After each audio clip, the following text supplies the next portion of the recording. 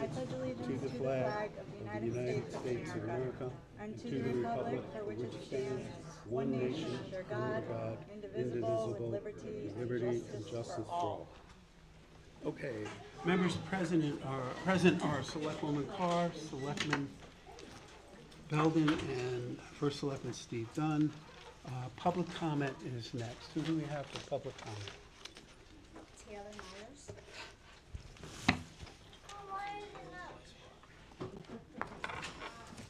Good evening. My name is Taylor Myers, and I live at 16 Powderhorn Hill in Brookfield. I'm a homeowner, a taxpayer, and a parent living in Brookfield. When choosing a community for our family a few years ago, my husband and I carefully considered our options and chose Brookfield for many reasons, and not in small part for its well-known schools. Imagine our anxiety and fear when we learned that an expansion of the existing natural gas pipeline, sitting just a few football fields away from Wisconir Middle School and less than a mile from our house, was being considered with little being done to stop it. Natural gas pipelines and compressor stations are a risk to health and safety. They release harmful air pollutants known to cause cancers and neurodevelopmental delays. Brookfield's middle school, its students, teachers, staff, and those who live in the High Meadow neighborhood are being asked to stand on the front line while the town sweeps this issue under the rug. Why? Because it's complicated? Because it requires some gumption? Because there's a presumption that a certain number of people must come forward to share their concerns? The Board of Selectmen's duties are not predicated on how many people think a problem exists. The magnitude of the problem, including the short and long-term risks, the availability of mitigation opportunities, and the collective benefits of solving critical issues facing the town are what matter here. And I'm not speaking in hypotheticals. I'm speaking from experience. I have a master's degree in public policy from the University of California, Berkeley. I'm currently completing my PhD in public policy at Columbia University. Policy mechanisms and public support exist at the local and state level to aid the town in protecting the health and safety of our schools and communities. The time for action and engagement is right now. My question is, why are you silent? In confidence, I looked forward to all of the opportunities my children, who've come here tonight, to enjoy Brookfield's vibrant school communities. But now I have to reconsider with their safety at the forefront. I'm asking the town to stand up for us and for the thousands of residents sitting around dinner tables, walking dogs, and tucking their kids into bed right now. A corporation like Iroquois is not going to protect us. The town has an opportunity and an obligation to try. Thank you. Thank you.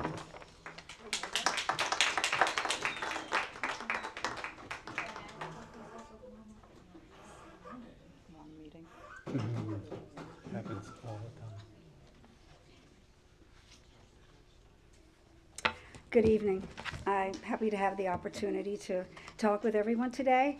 And I am also going to talk about the Iroquois Can you give us your compressor name station. and Yes, I'm Joanne Cafiro, 18 Lakeview Road. Thanks.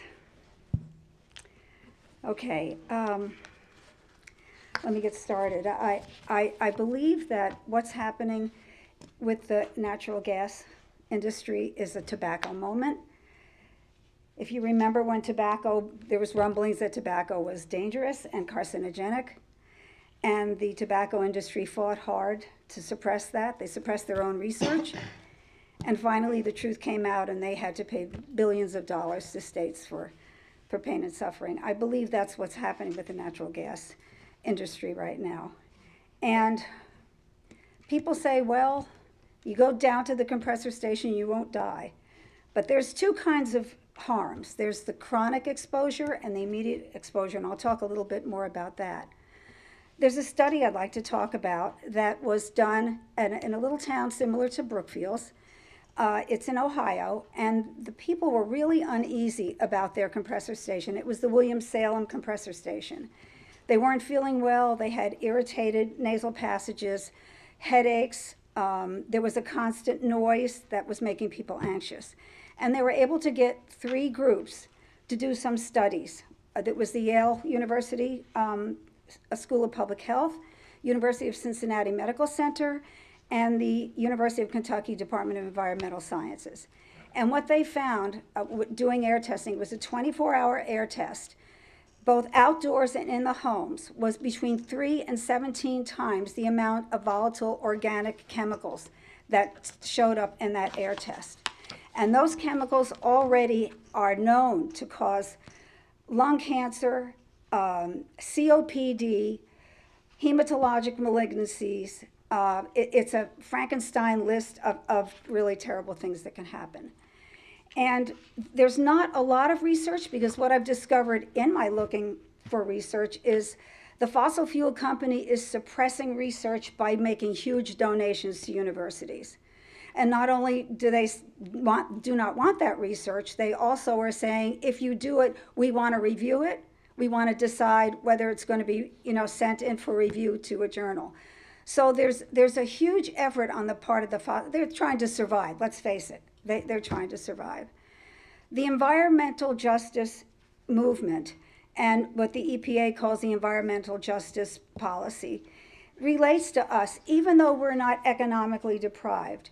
It has to do with any town that is holding up most of the downside of having a fossil fuel facility in their neighborhood. And I think Brookfield qualifies for that. We're a small town, we're a hometown, and we've got, the Iroquois station there, and then they want to expand it. I think that's quite frightening. So thanks very much for listening, and I hope we can make some real progress here. Thank you. Thank you.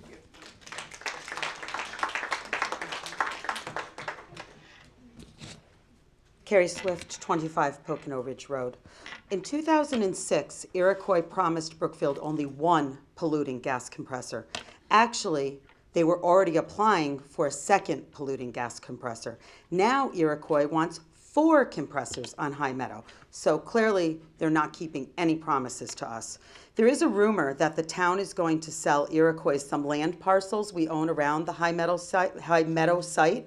Once Iroquois owns that land, they can do whatever they want with it. They can clear cut it, put a gas-fired power plant up there, anything they want. Whatever money they pay Brookfield will surely be offset by the drop in the grand list because of the devaluation of the neighborhood homes surrounding the site. Remember, any contract you sign with these huge multinational companies is only as good as Brookfield's ability to enforce the terms. Ask land use how difficult enforcement of zoning problems is. How much more so in this case because gas companies like Iroquois and Algonquin, which are really TransCanada Energy and Enbridge, are not subject to local regulations and control. So you're also, if you sell this land, you're removing what little land buffer there is between the middle school and this site, and they can build right on up to it.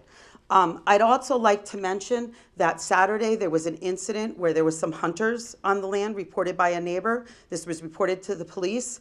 These hunters were not just a one-time thing. They actually had tree stands. We have pictures if you'd like to view them. This was reported to police. Iroquois knew nothing about this. These people have been on this land quite a bit. Once again, Iroquois promises this is a homeland security issue. They were firing guns with these gas pipelines and everything else. They're on the Iroquois property. Iroquois knew nothing. Supposedly they monitor. We've been complaining for 15 years that they leave gates open, the fence doesn't go all the way around, and we've been poo-pooed. Once again, we have a problem, and Iroquois is not kept the promise that that made to us and to FERC about having a secure facility. They do not. And I would just say, more importantly, to selling any land or helping these people at all, how much are our health and safety worth? How much are our children's developing lungs worth? Thank you. Thank you.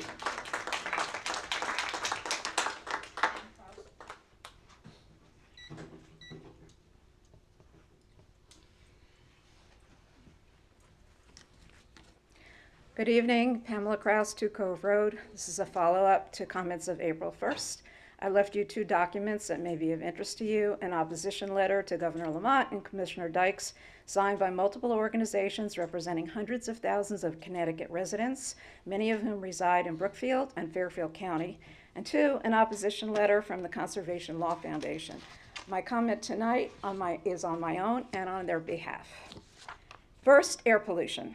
Air pollution in many instances cannot be seen. It's regulated by federal and state governments. It causes health risks. We live in an area that's classified as severe non-attainment area for ozone by the federal and state governments. It's been regulated since 1971. Natural gas compressors add to this. In addition, compressors discharge other components that can cause acute health impacts. Contrary to Iroquois statements that discharges just rise up from the compressor and go away, some discharges migrate locally. These are technical issues that need technical explanations besides the Iroquois playbook that they use to convince local officials how safe their operations are.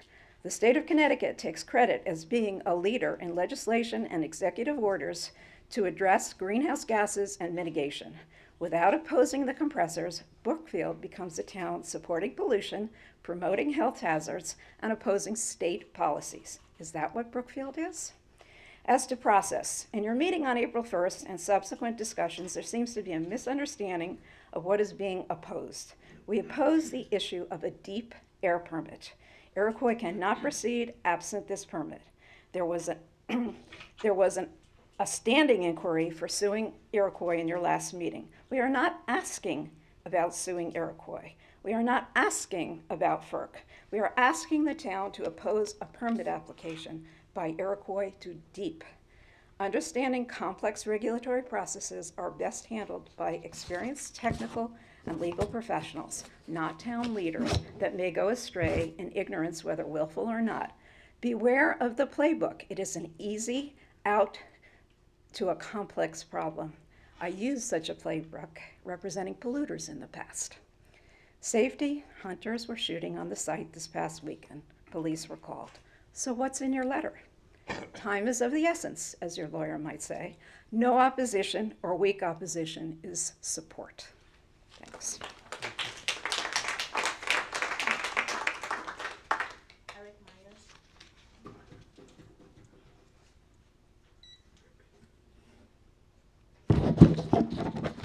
Good evening. My name is Eric Myers. I live at 2 Cove Road in Brookfield. At the April Board of Selectmen meeting, I used my 3 minutes to talk about 2 issues. A new cell tower to provide better emergency communications and cell service in the Barkwood Falls neighborhood where I live. And secondly, whoops, that probably helps, yeah. Secondly, I raised the issue of the proposed expansion of the Iroquois compressor station behind Wisconneer Middle School. Although public comment is clearly a one-way communication, I was heartened by watching the video of the meeting. Later in the meeting, 3rd Selectwoman Carr brought up both of these issues for discussion. The discussion suggested that the cell phone tower developer would be back with a presentation on a potentially more suitable site at this meeting. Regarding the Iroquois expansion, there was discussion of sending letters of opposition to the governor and the DEEP commissioner and holding a specially called BOS meeting to accelerate this process. These issues were briefly mentioned in the meeting minutes without any action commitments. Well, nothing appears to have happened. No specially called meeting, no presentation on cell tower. So clearly trying to be reasonable doesn't get any action from what I can see. So tonight I want to focus on the Iroquois expansion, but I obviously have to try a different approach. My first thought was setting myself on fire. Not just my hair, that would make a very big impression on you guys. But that did seem like a little bit of an extreme act and likely painful. So I ratcheted it back to sarcasm, hopefully with a touch of humor. So, you know, maybe you can appreciate my stand-up comedy for a little while here. As I watched the board in action, I couldn't help but think of the Japanese parable of the 3 wise mice, whose reaction to problems was, see no evil, hear no evil, and speak no evil. This perfectly describes the Board of Selectmen. In case I need to spell it out more clearly, the evil I'm referring to is Iroquois. Eric, could you fold your paper over and put it in the mic? Yeah. Okay, I'm sorry to, I hope you didn't. We want people to be able to hear. Yeah, I hope you didn't miss anything on Yeah, that. okay. Yeah, this perfectly, okay, the evil I'm referring to is the Iroquois effort to add 2 more additional 11,000 horsepower gas turbines to their site to move more natural gas through their pipeline. These compressors will basically double the toxic emissions wafting through the neighborhood and the middle school. If the town does have a responsibility to protect the health and safety of the residents, there doesn't seem to be any possible position other than objecting to the new compressors. If you don't object, the word negligent comes to mind.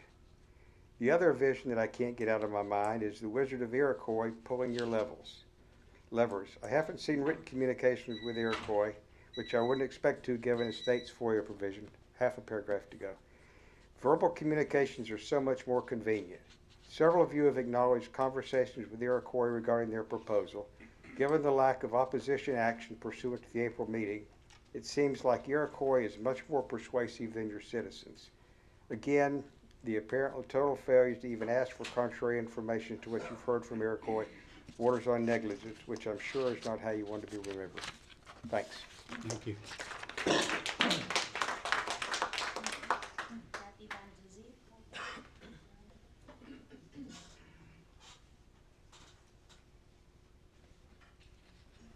Okay, so I'm Kathy Van Duzy, 198 West Skinner Road. My second trip here on the topic. But tonight I would like to bring two critical air quality issues to your attention that I don't know if you know them or not. The first refers to the current court challenges being brought forward by the industry air polluters regarding the EPA's Good Neighbor Plan that protects the public from a variety of toxic emissions that blow into neighboring states by setting emission limit requirements for large industrial sources in which pipelines are included. The Good Neighbor Plan, part of the Federal Clean Act, has been challenged in DC Circuit and was denied. They want to stay and they just want to go on and appeal. Sounds familiar, appeal, appeal, appeal. And so, so half of them decided to, once they got denied by the DC courts, they filed an appeal. However, of course, you know, I always lose my place, Bob. Okay, so they, sorry. It's okay. That's Sorry. okay. Take your time. I Take your can't, time. and my minutes are taking, sorry. Okay, so I'm just gonna start that again. Good Neighbor Plan is part of the Federal Clean Air Act and has been challenged in the DC Court of Appeals by many of these polluter industries who requested a stay in the EPA requirements but did not prevail in their DC Circuit filing. I say many of the polluting industries because not all identified by the EPA went the traditional appeals route. The owners operators of our town's natural gas pipeline compressor station compound and whose connecting pipes that run through the southern part of Brookfield, many surrounding towns, moved to forego the DC Circuit appeals process and on October 13th, 2023, filed a joint emergency application to the U.S. Supreme Court in Washington, and this is the title, for a stay of final agency action during pendency of petitions for review. I imagine these polluters did not want to wait for another rejection in the current industry appeal and felt confident in gaining a favorable ruling among John Roberts' team. And that would stop the phase-in of the EPA's implementation process due to be completed in 2026. So I'm asking this board to realize that the compressor station representatives who think it is not necessary for Brookfield to have a worry in the world about our health and safety, nor the need to upgrade our woefully outdated hazardous material evacuation plan for the middle school and surrounding area. They really need to explain to you why. They have an 800-plus page Supreme Court filing, so I would appreciate it if you would find out why they filed that. Thank you. Thank you, Ted.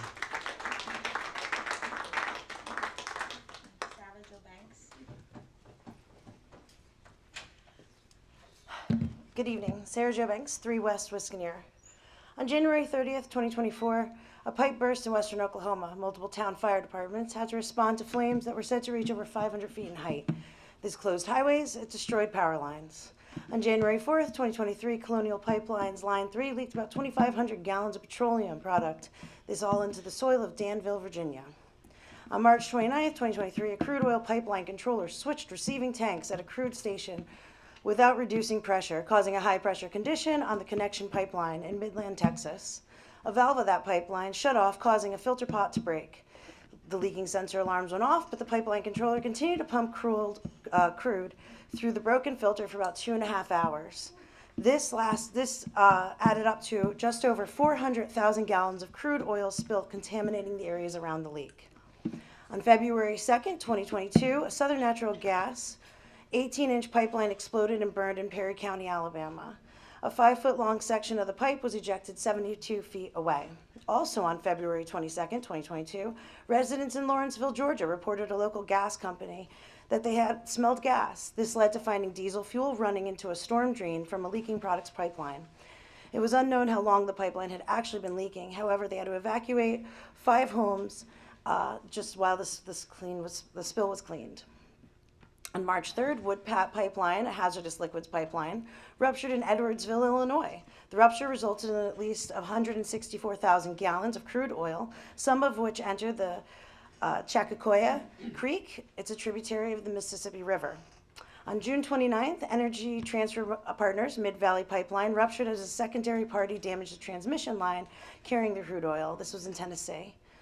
Over 200,000 gallons leaked into the surrounding area. This included contaminating a local creek. On September 20th, digging equipment hit a ruptured crude oil gathering pipeline in Williams County, North Dakota, spilling about 8,400 gallons of crude oil, contaminating surrounding soil. On December 7th, the Keystone Pipeline leaked about 588,000 gallons of tar sands crude oil into a creek in Washington County, Kansas. This is the biggest oil spill of the Keystone Pipeline. These are just some of what meet the minimal criteria of being categorized and even reported as serious incidences. This is not a complete list. This list also is only what has happened within the last year and a half. These incidents happen. And the pipeline expansion is on us. It's in our town, it's in our air, it's in our soil, and soon to be in our wallets if a problem occurs. The very least we are asking our leadership to do is not remain silent. We don't want this in our town. Help us. Thank you.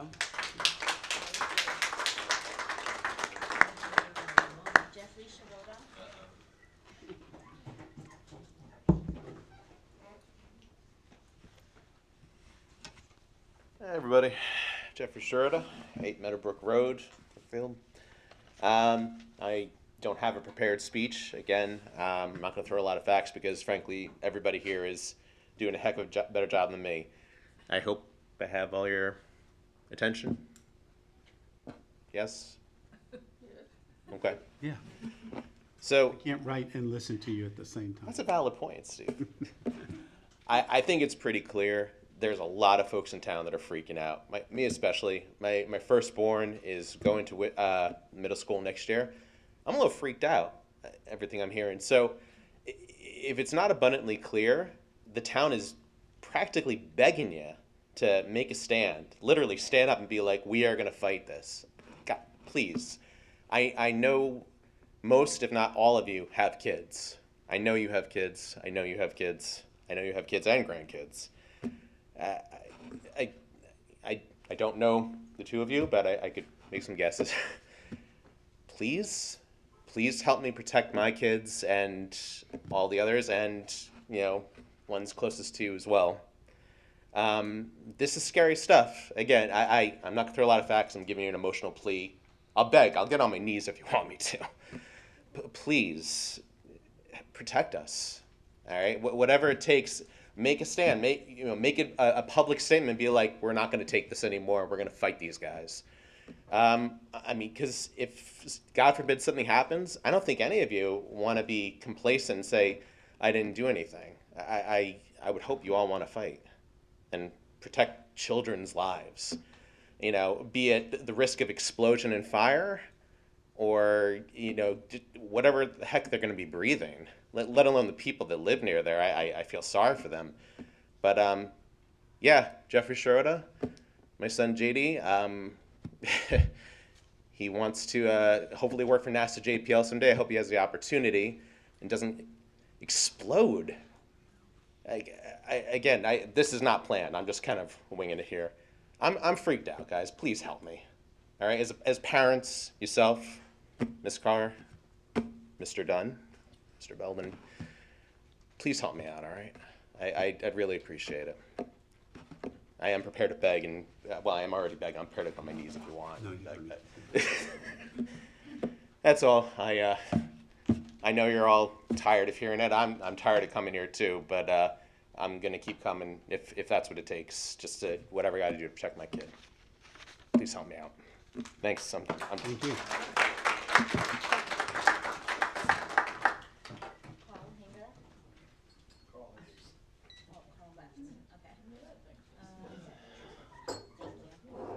Laura Orban.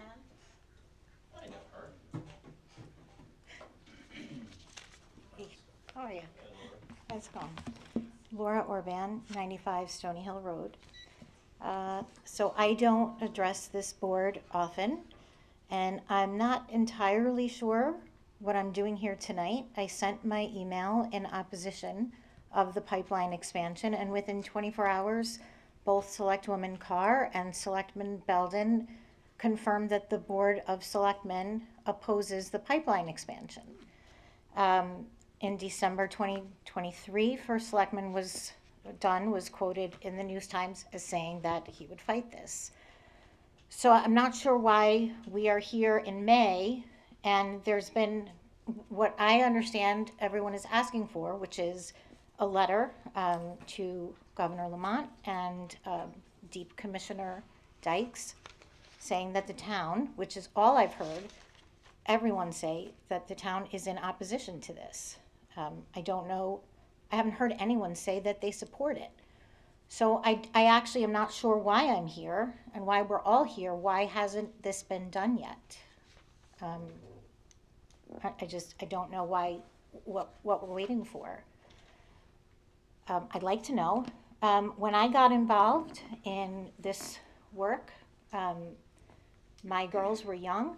I got involved because I cared about their experience in the schools. And there were people whose kids had graduated who were advocating for good schools and good budgets. Their kids were done with the schools, and they were doing it because they cared about my kids who were young and just getting started. And now my kids one is graduated, one is about to graduate. And I will do for young kids what those people did for me and for my kids. Because I will always be grateful that there were people in this community that cared enough to speak up when I didn't know what was going on and make sure that I had a good place to live. And I think that's the job that everybody has. Speak for people who may not be in this room, who may not know what's going on, who may not know yet about the damage that could be caused by decisions that we all make. And that's all everybody is asking for you who are sitting at that table to do, for all of us who can be in this room tonight and speak. That's what we're asking you to do. Please write these letters. Do what you said you were going to do, which is fight this. And, say that we don't want this, because we don't. It's not good for the town. It's not good for the kids in that middle school. It's not good for the future. And I think that's what we're all agreeing to. So please write these letters and get it done. Thank you. Thank you.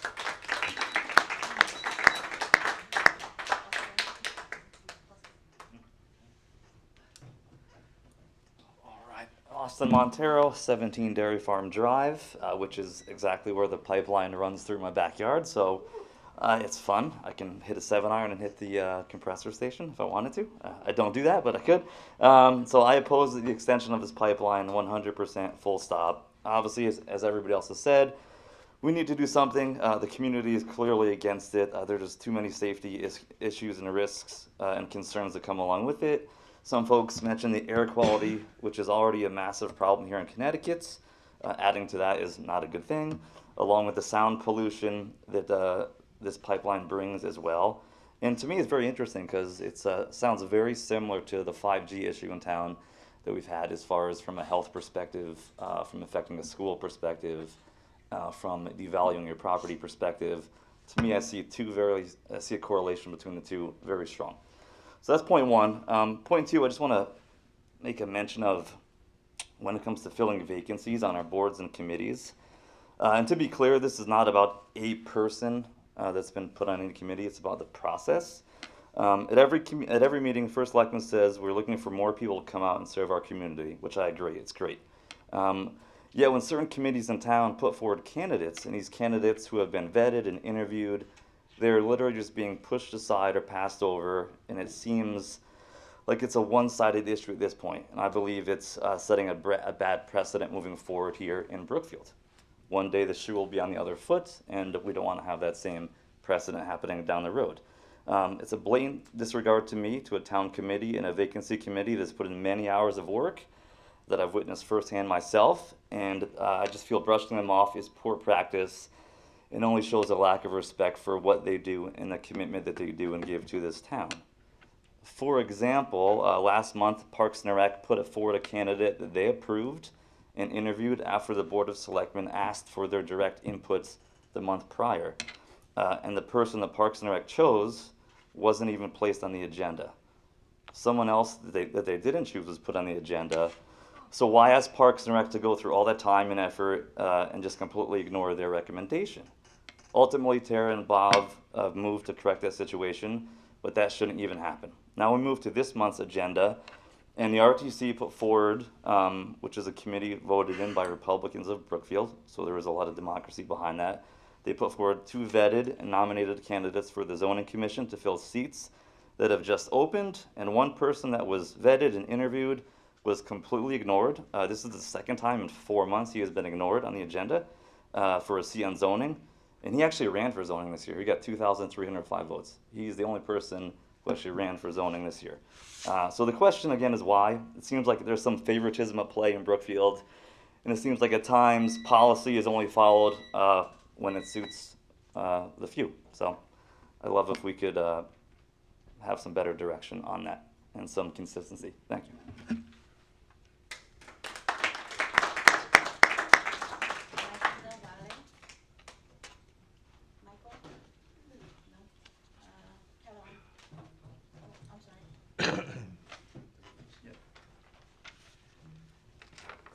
Michael Deval, Apache Drive. I have a couple of different statements or questions also. First, is there any update on the capital recovery's progress on the out-of-town card registrations? And whenever you... I'm sorry, could you repeat that? Is there any update on the capital tax recovery's progress on the out-of-town car registrations? Yeah. Didn't we contract with that company to? Yeah, we can't have back and forth, but I'm certainly. Oh, that's willing what to I update just you. want. Yeah. That's just a question for whenever you can answer it. And this is also about the food emporium, actually. Initially, Mr. Dunn planned to give a $380,000 tax break to the food emporium for the use of some parking spaces for the use of the Greenway, Still River Greenway. In my opinion, the money would be much better investment for a Tesla supercharger, which they cost between $150,000 to $250,000. The zoning commission stated that 1 or more of the developers were okay with giving a few dedicated parking spots for chargers. But to date, as you know, there's 0 chargers in the town center district in all of Brookfield. We don't have one. And that would be a big draw if people knew there was a Tesla supercharger there. And my other statement is actually about the library director. In my opinion, the library director misused a $10,000 grant earmarked for the library. Instead of buying a new computer or a copier, she decided to give it to Brendan Slocum's book tour. So I thought that was wrong. Misappropriation of $10,000 that was supposed to go to the library. And obviously, the last thing is the Iroquois gas compression facility expansion, quadrupling the amount of gas volume going through the original old pipes that are still there. And obviously, it's only 900 yards away from Wiskaneer Middle School. There hasn't been to date an environmental impact study around the school or anything, air, soil, water, anything. I've submitted, as a few other people also have, opposition statements and emails to the FERC website for years. The only other maybe solution, or make it a little more palatable to the town, is maybe Iroquois could help Brookfield by supplying a gas line to Wiskaner Middle School and converting the oil furnace to a gas furnace and supply us with gas. That might make it a little more palatable for the people, because they're going to steamroll over us anyway. That's it. You're right about that.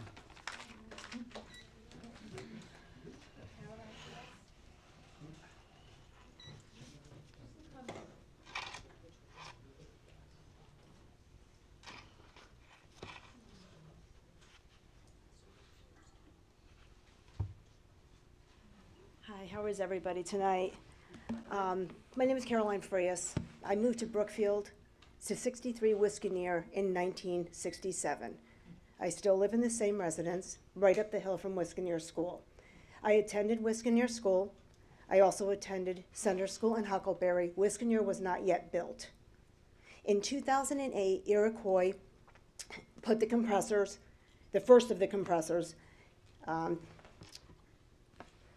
in their location, and there's also, I can't remember the name of the other company, there's a second one there. So the lines come in, and the bottom line is they're contributing the gas supply to New York City and Long Island. The bulk of the gas is delivered there, not here in Brookfield. There's not a benefit to the residents here to expand the compression station.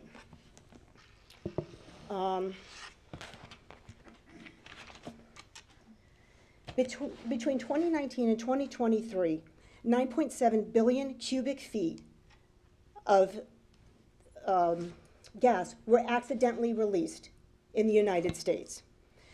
That's an average of 4 coal-fired burning plants for over a year. And they're going to look to expand their facilities in Dover, New York, and Athens, New York as well.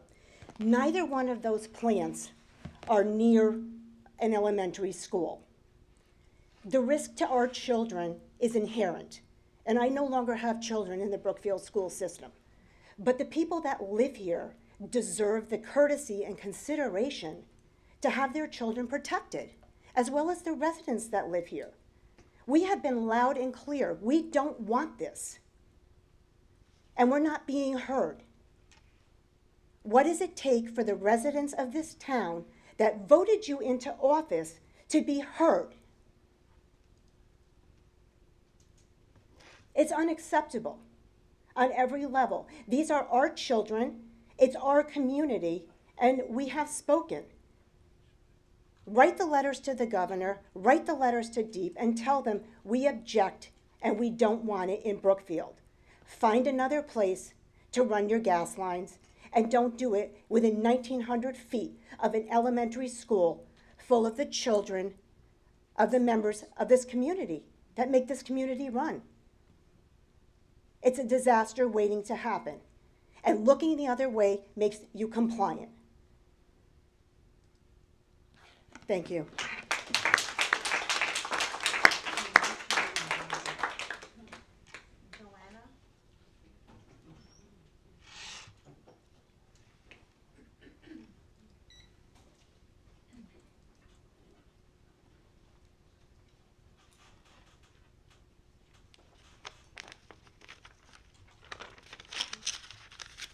I'm Johanna Schrader from Tres. I live in 101 Hillwood Drive.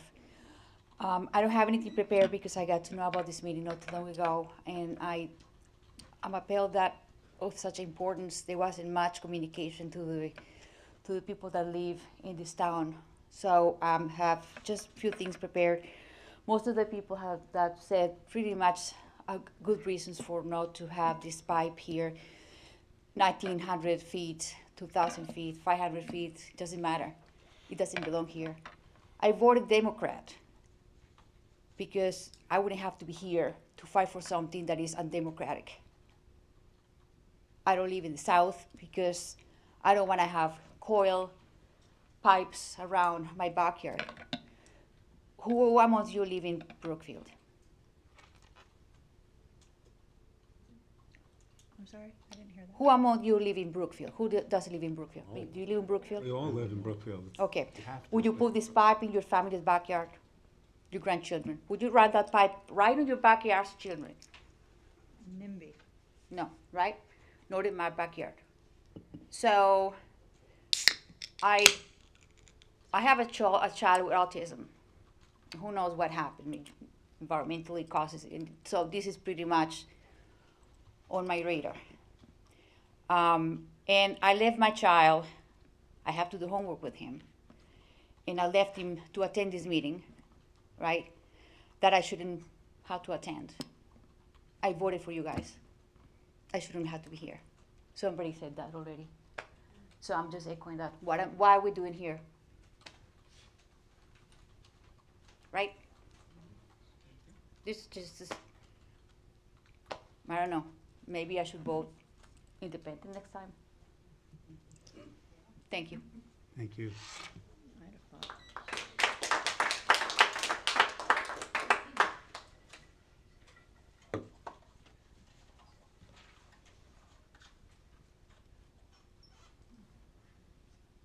That's it?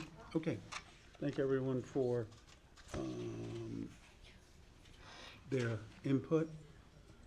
Coffee with the Community is going to be canceled because of the holiday. It's over the Memorial Day weekend. We encourage people to sign up for the Spotlight newspaper and the Everbridge emergency notifications at brookfieldct.gov. Please, if you want to, please follow the Town of Brookfield's Connecticut Emergency Management Facebook page. The Conservation Committee made a donation, maybe a little history here. A gentleman who was on the Conservation Committee for about 30 years bequeathed his property to the town about 5 years ago, with the stipulation that it be used for open space. And he also stipulated that the Conservation Committee and the Conservation Committee alone could allocate those funds and use his house for that purpose. The Conservation Committee 5 years ago made a decision to sell the property, and we've had the money in trust in a reserve. The Northwest Land Conservancy came to the town and asked us if we would make a donation to purchase the property off of Deucin Lane that runs down towards Lillanona behind Burr Farm. They're buying the property for $550,000, and they asked for Brookfield to contribute 10%. I sent it to the Conservation Committee. They looked at it, reviewed it, felt it was absolutely in keeping with the bequest of the donor, and the town has donated $52,583 to the Northwest Land Conservancy to buy that property. It will be held as open space in perpetuity.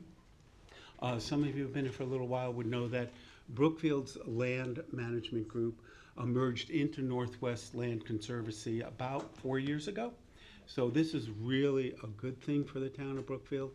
We'll preserve more open space. It abuts, almost abuts Burr Farm.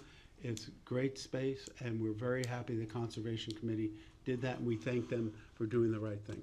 So if you see any of those members, they did a great job on that.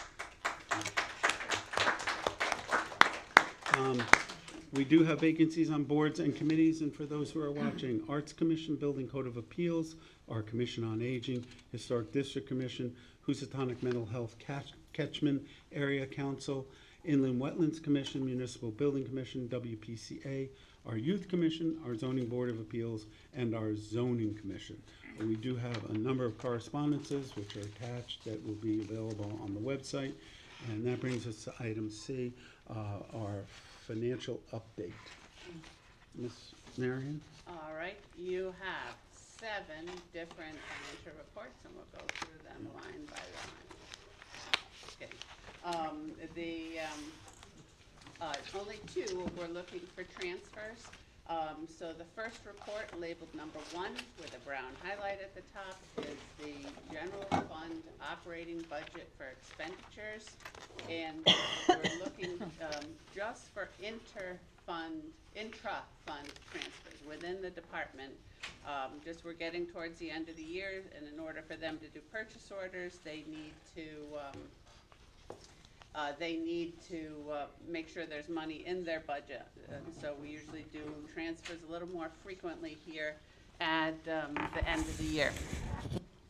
So in total, there's $32,111.37 from within the departments. I can go through those if you want, or you could ask me questions if you have them. I don't have any questions. Bob, Tara, any questions on the transfers? Not on the interest.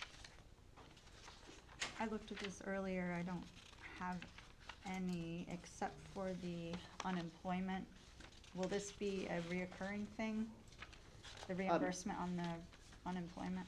It depends on if the people that are on unemployment find a job or not. If they can't find a job, then it'll be going until, I think it's the end of this month, that the unemployment runs out. What do you mean it runs out?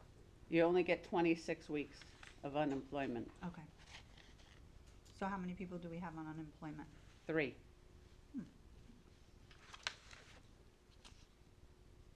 Thanks. I've been through this. I don't have any other questions. Okay. Do you want to do the motions as we go? Yeah, we need to make a motion. All right, I make the motion to approve the intra-department transfers through 4/30/24 as noted in the budget versus actual expenditure report. Do I have a second? Do we have to send it to Let me board- say, in the amount of $32,111.37. Right. and send to the Board of Finance? And- Not for intra. Not for No, interest. this is Right, intra. right. I stand corrected. Would you like to second? I second that. Tara seconds that. Any further discussion? All those in favor say aye. Aye. Aye. Carries 3-0. All right, and the next report is number 2, Capital Non-Recurring Fund. It's pink at the top of the page.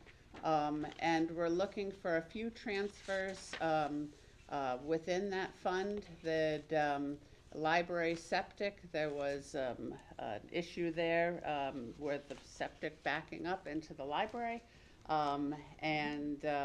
There were some complications with old plumbing, and I think, Steve, you might be able to describe that better than me if someone's interested.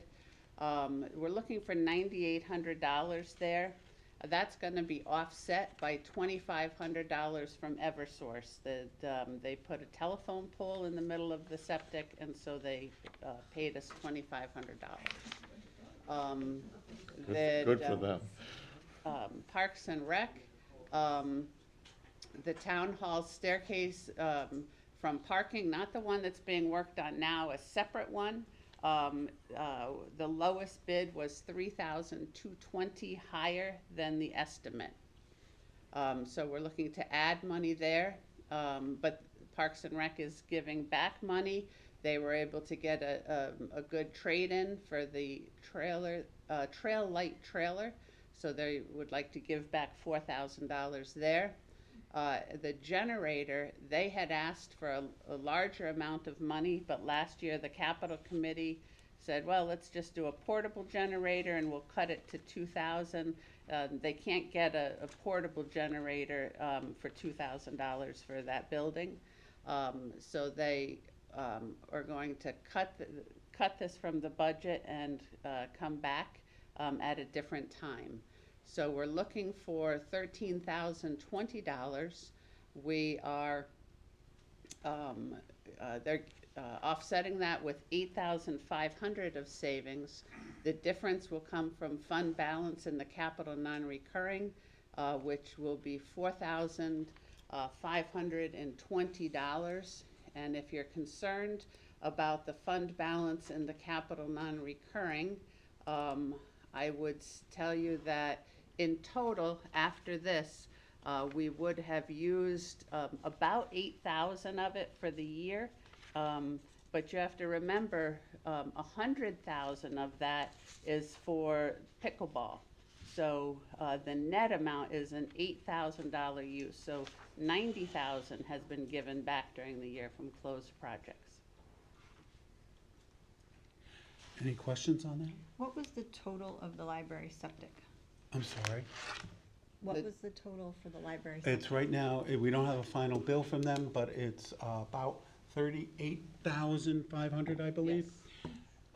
Minus the 2,500 that Eversource gave us. So we don't mix those funds, but the net cost of the town will be about $36,000. We could have taken this out of the operating line in the budget, but it would have put a big crimp in the operations of our Public Works Department. So I brought it before the boards, and we're asking that the funding become from capital non-recurring. So we had approved, I wanna say 28, 28. and so this says it actually came in higher than that. We had some contingency in that. Yes, after they started digging, there were issues with pipes over pipes and old pipes and rusted out boxes that Yeah, had things been like there for the quite a long electric time. line to the pump was encased in a metal pipe. We didn't anticipate that till we dug it up. You can't have electric lines in metal pipes that rust. So we don't have the final number. When we do have the final number, we will come back to the boards with the final number for the final approval for the difference. So this gets us to what we think it's gonna be. Yes, that's pretty close to almost exactly. We think, we just don't have the final bill yet. And the work's complete?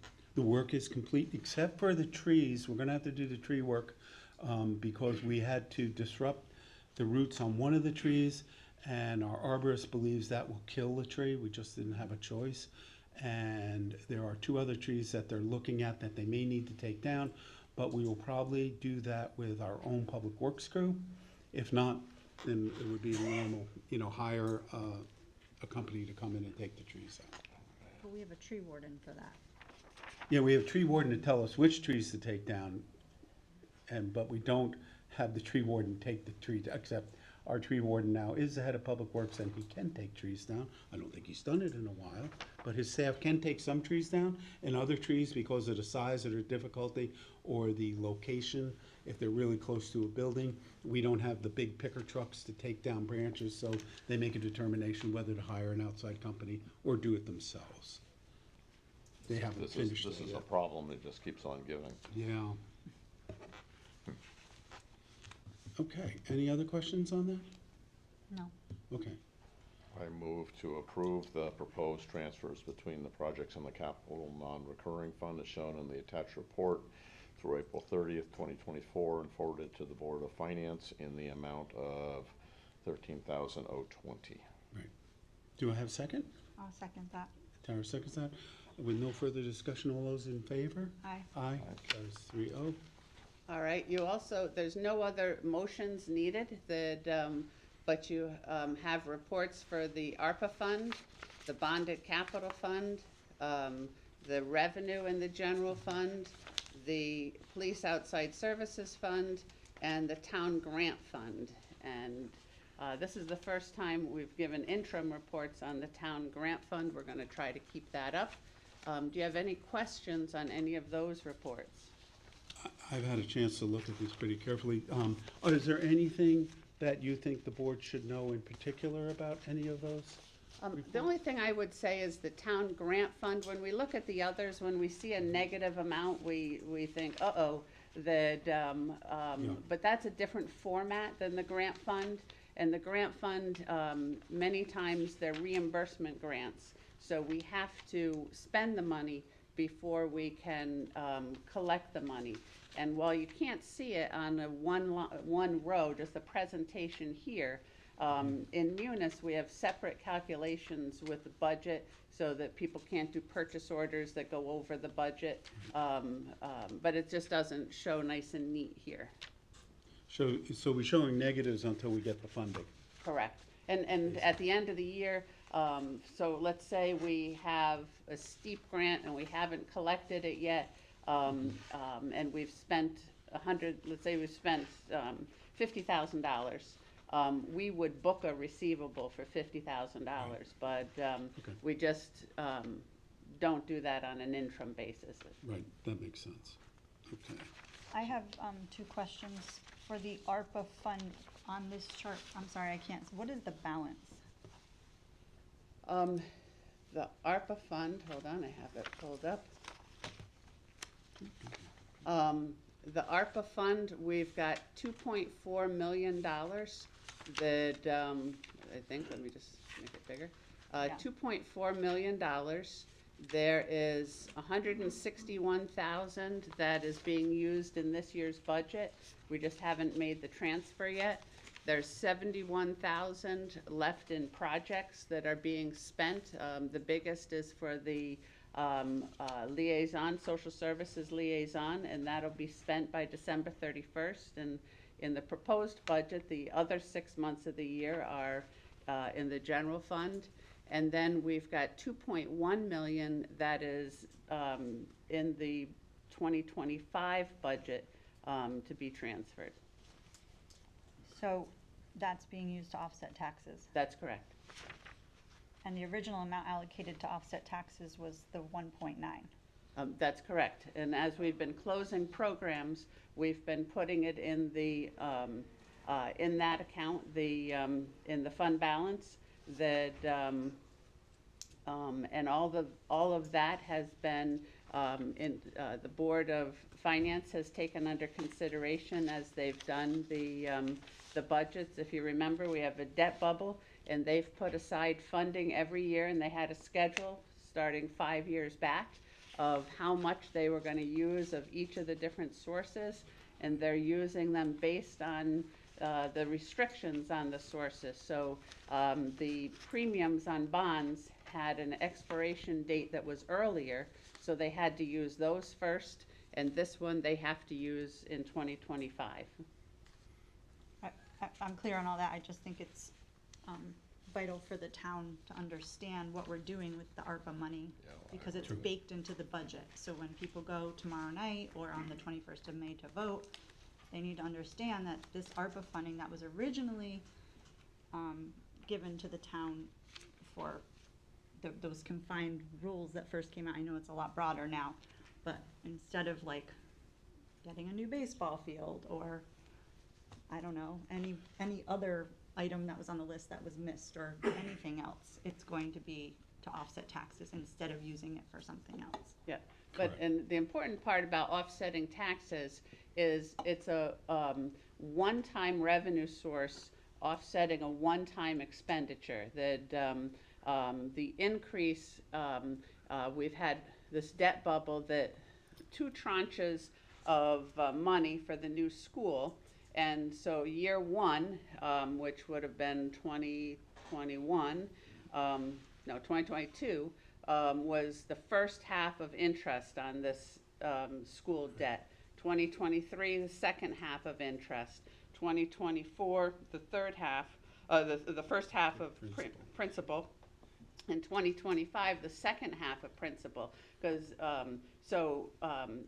that's the important point, is that we're not offsetting something that's a continuing item, in which case then people will have to say, oh, you know, if we use fund balance, for example, and say we're going to use fund balance to offset the taxes. Well, that's pretty irresponsible, because next year we're going to have to increase the taxes by that amount. There's a whole schedule that the Board of Finance has done, and Steve, that goes 10 years out, and that kind of shows how we're using the one-time revenue to offset the taxes, so there aren't surprises. And that's why I get calls from people that are very informed on the town's budget, saying, when are we going to start paying for the new school? Well, you have been paying for the new school, but it's been nicely worked in each of the years based on the plan that they came up with in 2018. Yeah. So on ARPA, one of the other things, and we're seeing this now come home to roost, there are towns in Connecticut that are having 8, 10, and 12% tax increases. And the reason they're having those is they used ARPA money to offset operating expenses, police salaries, employee salaries, things that are going to occur every single year. Yeah, it looks good that one year, and it gets you a really good budget that year, but we're doing that only in a couple places. Half of a social service worker, we know that. We're paying half their salary. Then it's going over into the actual operating budget. And Brookfield and the Board of Finance, I think the boards have been very, very careful not to do that. not to pay for ongoing expenses with one-time money. It's a really difficult thing to do and to get away from and to fix. I guess my question still is, and I applaud the effort that went into earmarking that 1.9 Yeah. million, anticipating The you know, expenses. You're trying to avoid a snowball effect, but how did we come to this point where we're using the balance for something other than a one-time expense? So it was based on the interim rules that the whole work that the committee was doing were based on interim rules. So the final rules didn't come out until after the ARPA committee was done. And the interim rules gave us very specific things that we could spend it on and that we couldn't spend it on. Essentially, it would have to be health and safety. It would have to be, Resiliency. correct. So there were specific tight rules, and we had to come up with a calculation of lost revenue is what it was called, and that's what this is called in the report, lost revenue.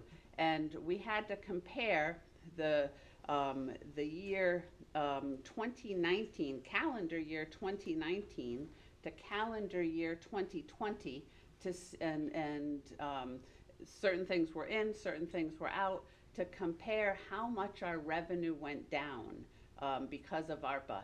And based on their calculations, not based on common sense, based on their calculations.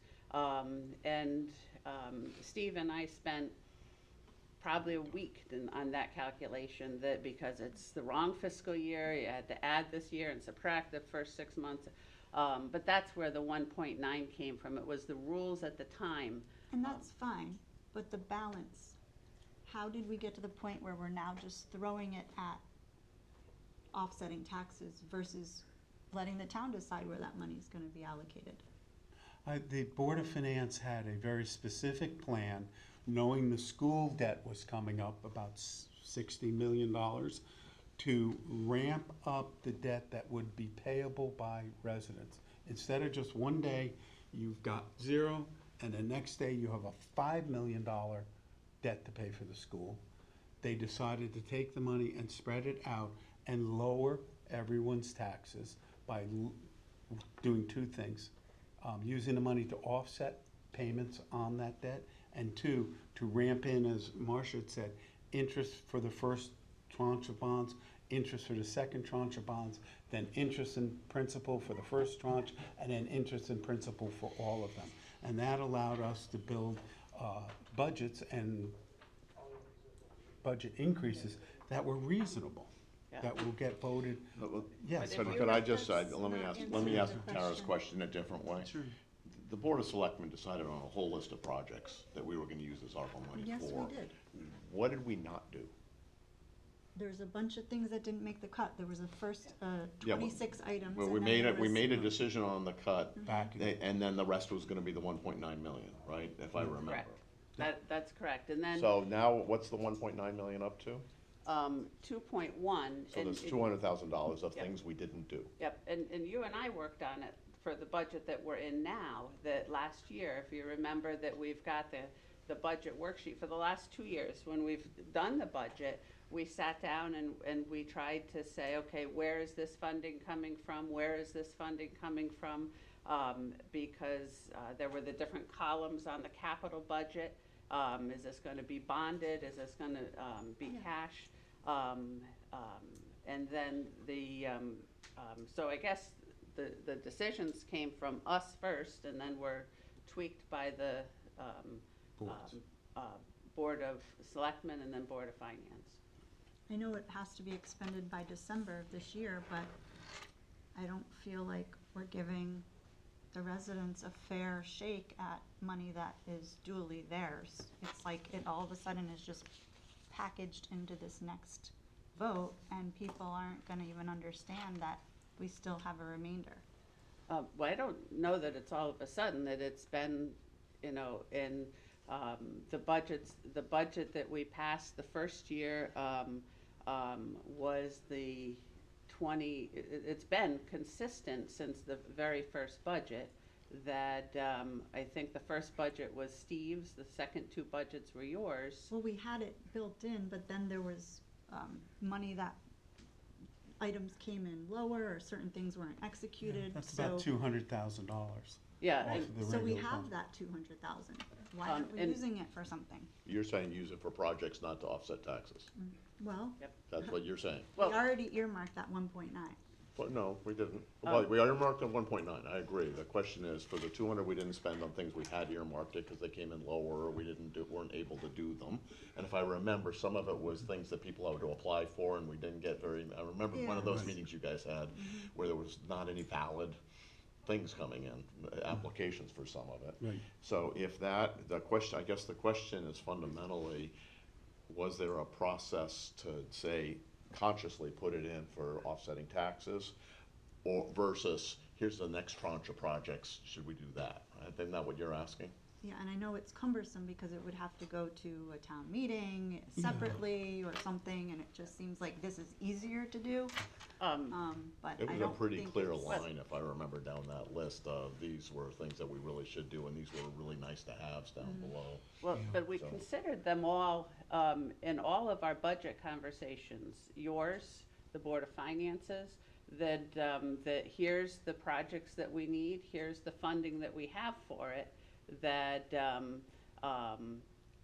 and so all that was considered at that time, that, I mean, the budget hasn't passed yet, that you could go back and say, well, I want this funded with ARPA instead of funded with excess revenues, or instead of funded with something else. I don't know what the difference would be in your mind. What would it be different if it was funded with ARPA instead of excess revenues? I don't know the nuances there, but what about cash for capital? Like, would that be considered? Could we use it for a capital item? And so that's what we're looking at, and the reason that it went to ARPA is that it went to this is that deadline, that if we so funding the stuff like this year for using excess revenues, we have a 3-year window to spend it. If we went and said, well, we're going to use ARPA for that, well, we got to get all these projects done by the December 31st, use it or lose it. And to me, that seems scary, that we want to make sure that money's gone, that we don't want to send a penny back.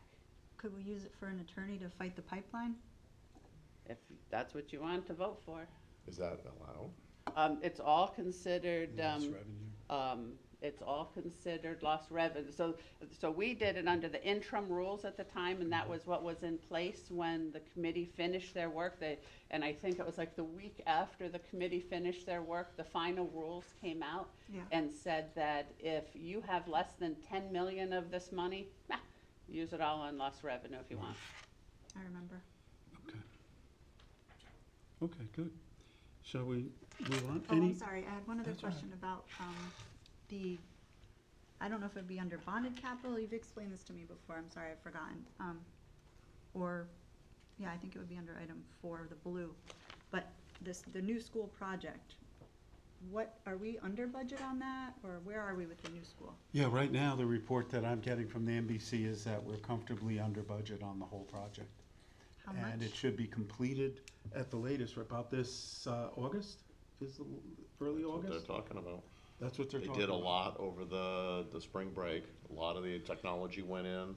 A lot of the inside the building stuff went in, but the parking lot is still the long lead time item. Yeah. And they are gonna move in, Tara, they reported at the Board of Ed that I sat and watched, that they'll be able to start using the new side of the parking lot on the 13th.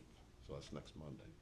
And what they're gonna do is switch sides of the parking lot so that they'll start using the newly finished part, and then they have to go retrofit and put the islands in and things Yeah, like that. it's on the coming other along, side. it looks good. So where are we monetarily under budget? We're under budget is what the NBC is reporting right now. How Comfortably is the word they're using. How I don't much? think they have a final number yet, but that's a good thing. The lucky thing is when we let this project out, we contracted for a fixed price contract from the contractor. we won on that one because costs and prices went through the roof during COVID, and we're still on a fixed price contract. So that was a win that everyone did a really good job on. Okay, any other questions on finance? No, thank you. Okay, you're welcome. New items, InvestNet 3 agreement. Bob sits on the RBAC, which is the Retirement Benefits Advisory Committee for the town, and they're making a recommendation. So I thought, Bob, you have more familiarity with it. Would you just give the town a quick overview of what we're doing here?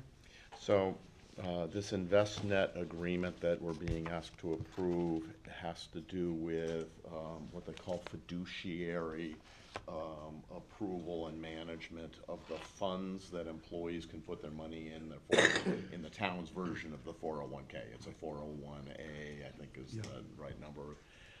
There's a menu of investment options, and somebody needs to periodically go through that investment options, and they ought to be professionally certified, go through the investment options, and say, this one's not doing as well, and it's not good for our employees, so we're gonna recommend you swap this one out and swap this one in. And it's a very technical investment management thing, and you hire a firm to do that. We haven't had to do that up to now because we just put the initial list of options in a couple of years ago when we updated the employee defined contribution plan. And so now's the time to go do it, and this InvestNet is part of the firm that manages our thing, and they came to us and they said, we are willing to do that for a very modest fee. And we looked at them and said, well, we're very happy to have you do that, but we're not gonna pay an additional fee, so please include it in the fee we're already paying you. And I've agreed to do that. So there's no added cost to the town. They will give a professional view on our employees' behalf to at the list of options they have. To be frank, they don't change it that often, right? You don't want to be jerking around investment options in these 401k type plans every month. You might change one a year or one every other year. They're pretty stable things, but you want someone periodically looking at it and doing it. And for no added cost, the RBAC thought it was the right thing to do. And the RBAC committee reviewed that entire agreement, as did Marcia, and we thought it's a pretty standardized agreement. So, and there's a fee mentioned in the agreement buried in there somewhere, but that's actually being paid by the other part of our agent who manages that for us. Okay. Any other questions? No? As long as there's Okay, no I would, additional fee to then the I would town. make a motion that. I'm sorry, what did you say? I'm sorry. I was just saying, since you said there's no additional fee to the town. There's no added cost to the town. That was really important to us. We didn't want to be spending, this is employee money. All the fees that are paid are actually, they're charged out to all the individual accounts that people have. It's just, and we found, Tara, way back when, that our prior provider had these outrageous fees that they were charging. People love them personally, but you may remember that the fees were so high. Yeah. We went with this new outfit that was originally Mass Mutual, but there's been a couple of changes that have gone on. And we got the fees to extraordinarily competitive fees right now, and we just want to keep that. That was really important for our employees, 10 because bips, it's their 15 money. bips. It's their money. Yeah. So it's So not. this is Empower? It's a InvestNet. subset. This is InvestNet, which is a subsidiary of Empower. Right. Okay. So I would make a motion that the selectmen authorize the first selectman to finalize and sign the InvestNet 3 parentheses 38 agreement as recommended by the RBAC committee. Do I have a second? I'll second it. Tara, second. Any further discussion? No. All those in favor? Aye. Aye, carries 3-0. The Neighborhood Assistance Act. This is. These are, we do this every same year. old, yeah. So if we agree to the Neighborhood Assistance Act, that allows organizations like the Y, the Westcog Foundation, Regional Open Space Fund to apply for funding from individuals and corporations, and those individuals and corporations can use that for tax offsets. It's a win for the Y, they get money, it's a win for the investor. It's of no cost to the town at all. And so I would make a motion that the selectmen schedule a public hearing on Monday, June 3rd, 2024, at 6:45 PM in room 133 for the purpose of receiving public comment on proposals submitted. Do I have a second? Second. Second.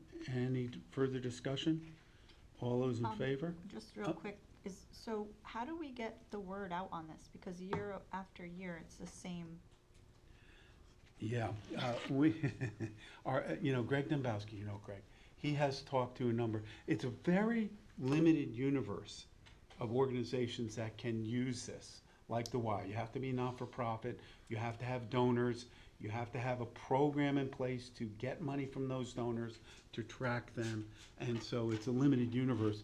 I agree with you, it'd be nicer if we could have, and again, it has to be sponsored by a town, so it's organizations within our town, right? Or that we're a member of, like we're a member of Westcog, could use to go to those board meetings.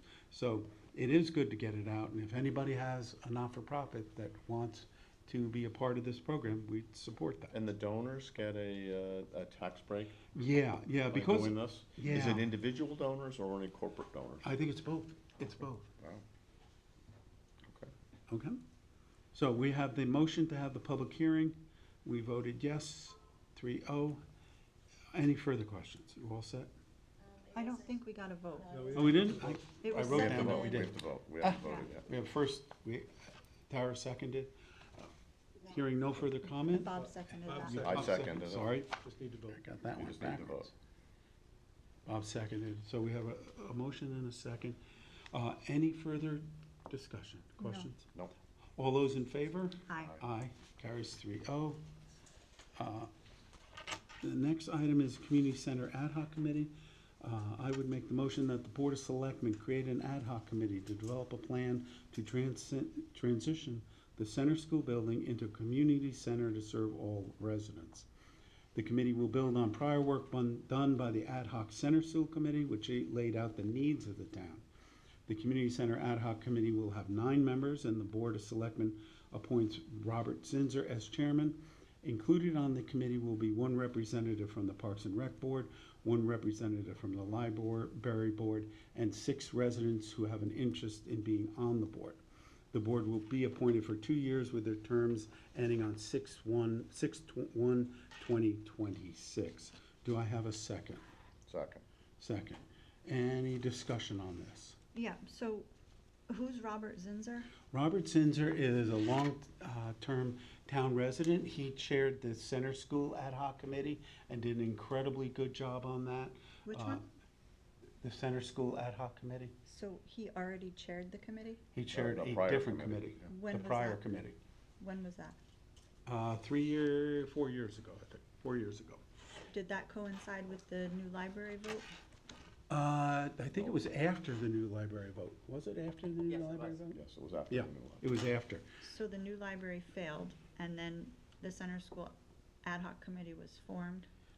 So if I get the order of events, the new library failed, then we brought forward the new elementary school, which part of that was to vacate the center school.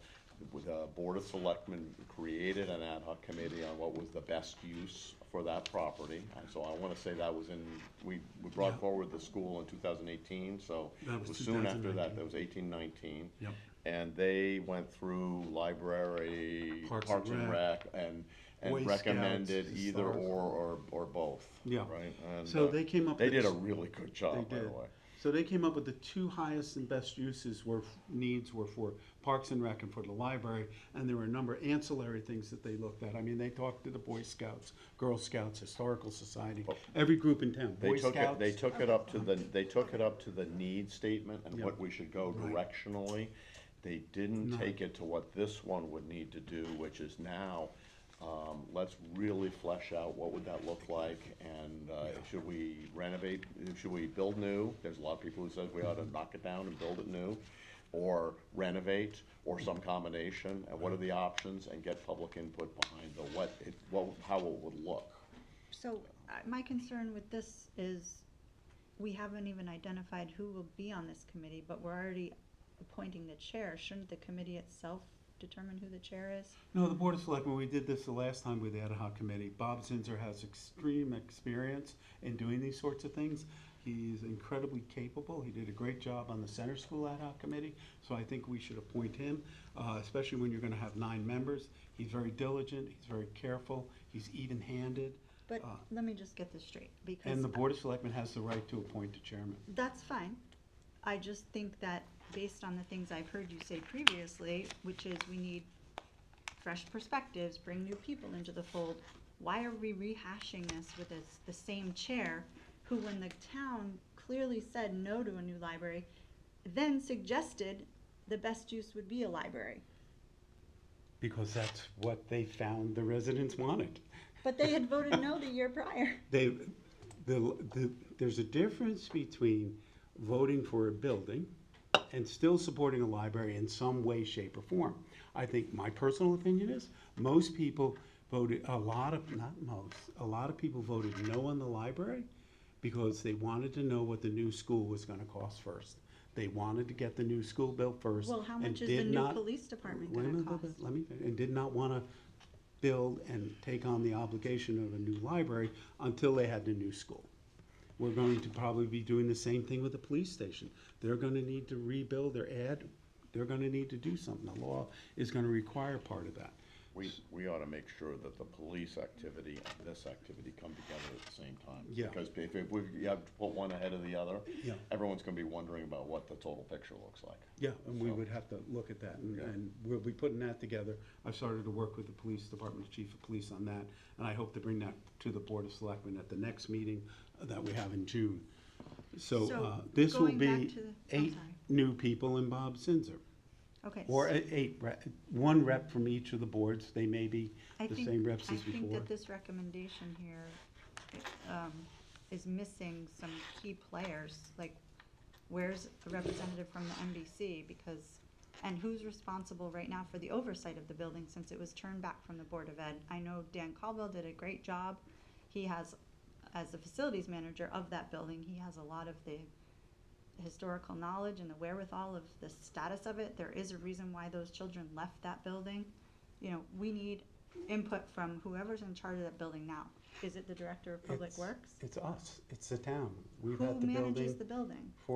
we do, the town Who does. conducts maintenance on it? Who's monitoring it? Who's Well, in there and knows all the during your widgets and- administration, we mothballed the building, we drained all the water, we took the oil tank out. So basically, the building is just sitting there now. We're not heating it, the fire sprinklers are drained.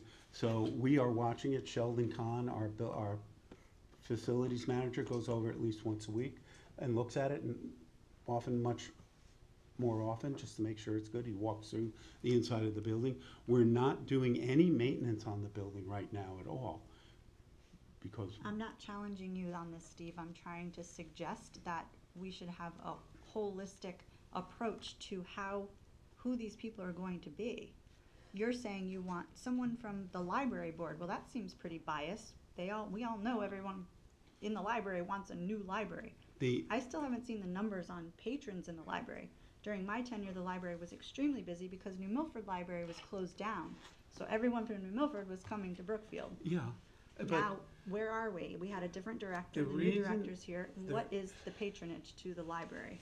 I don't think we need a new Because library. The Center School Ad Hoc Committee did a study and went out and talked to all the residents, and the 2 best and highest uses for a new facility were the library and Parks and Rec.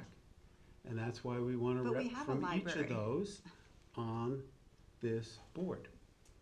Our library is 9,000 square feet. A typical library in the town the size of Brookfield is between 20 and 30,000 square feet.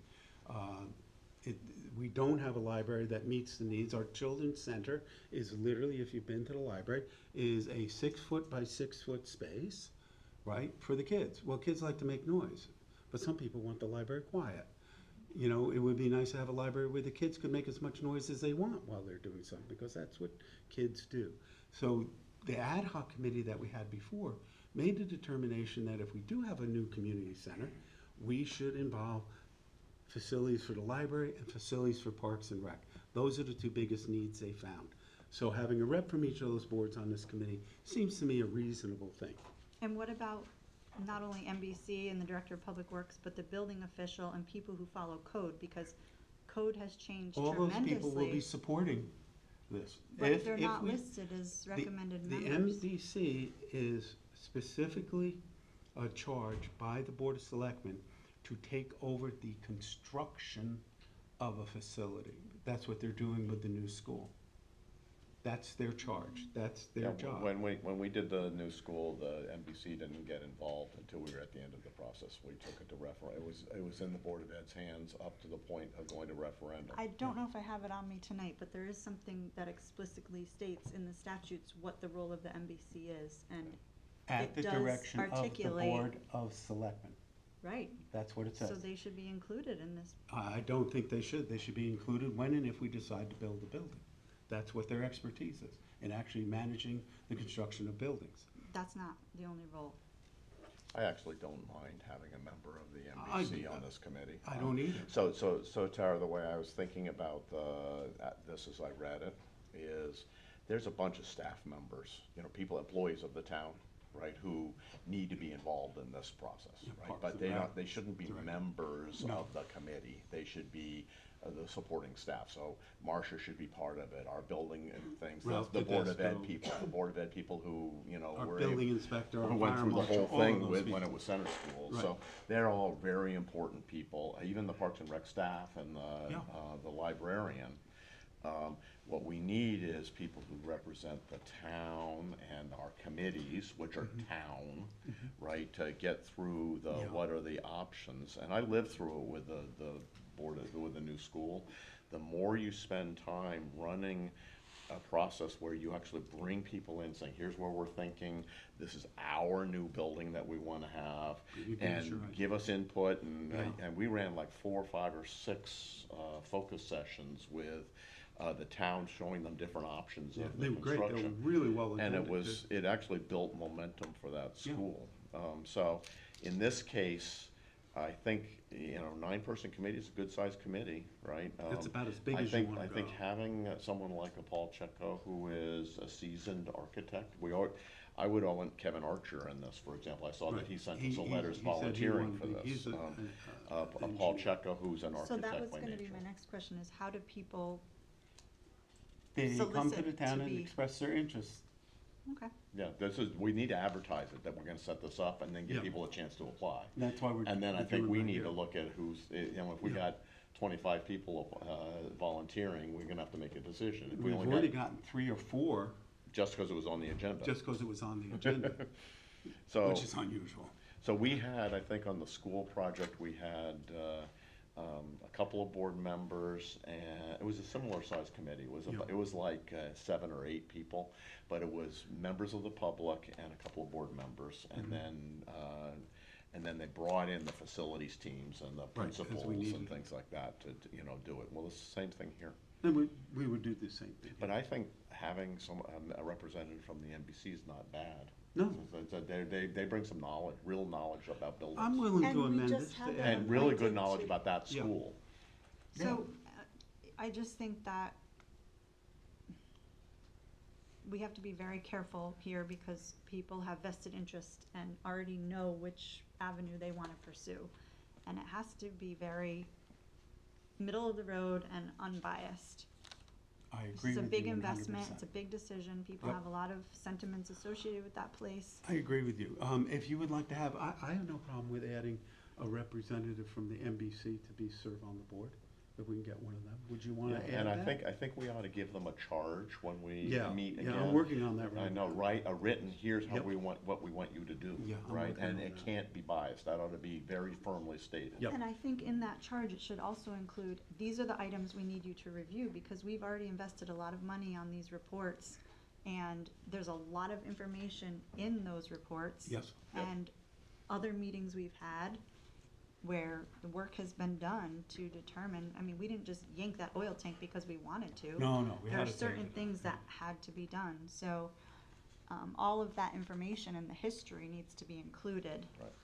Well, which is why I kind of like having Bob Zinser here, because he ran the biggest of the prior ones, and he is a very unbiased kind of guy. Yeah, But it sounds like he wants a library. No. No, I He's, don't think that's true at all. if you were to ask him, you would hear him talk about a community center, a Yeah. true community center. Yeah,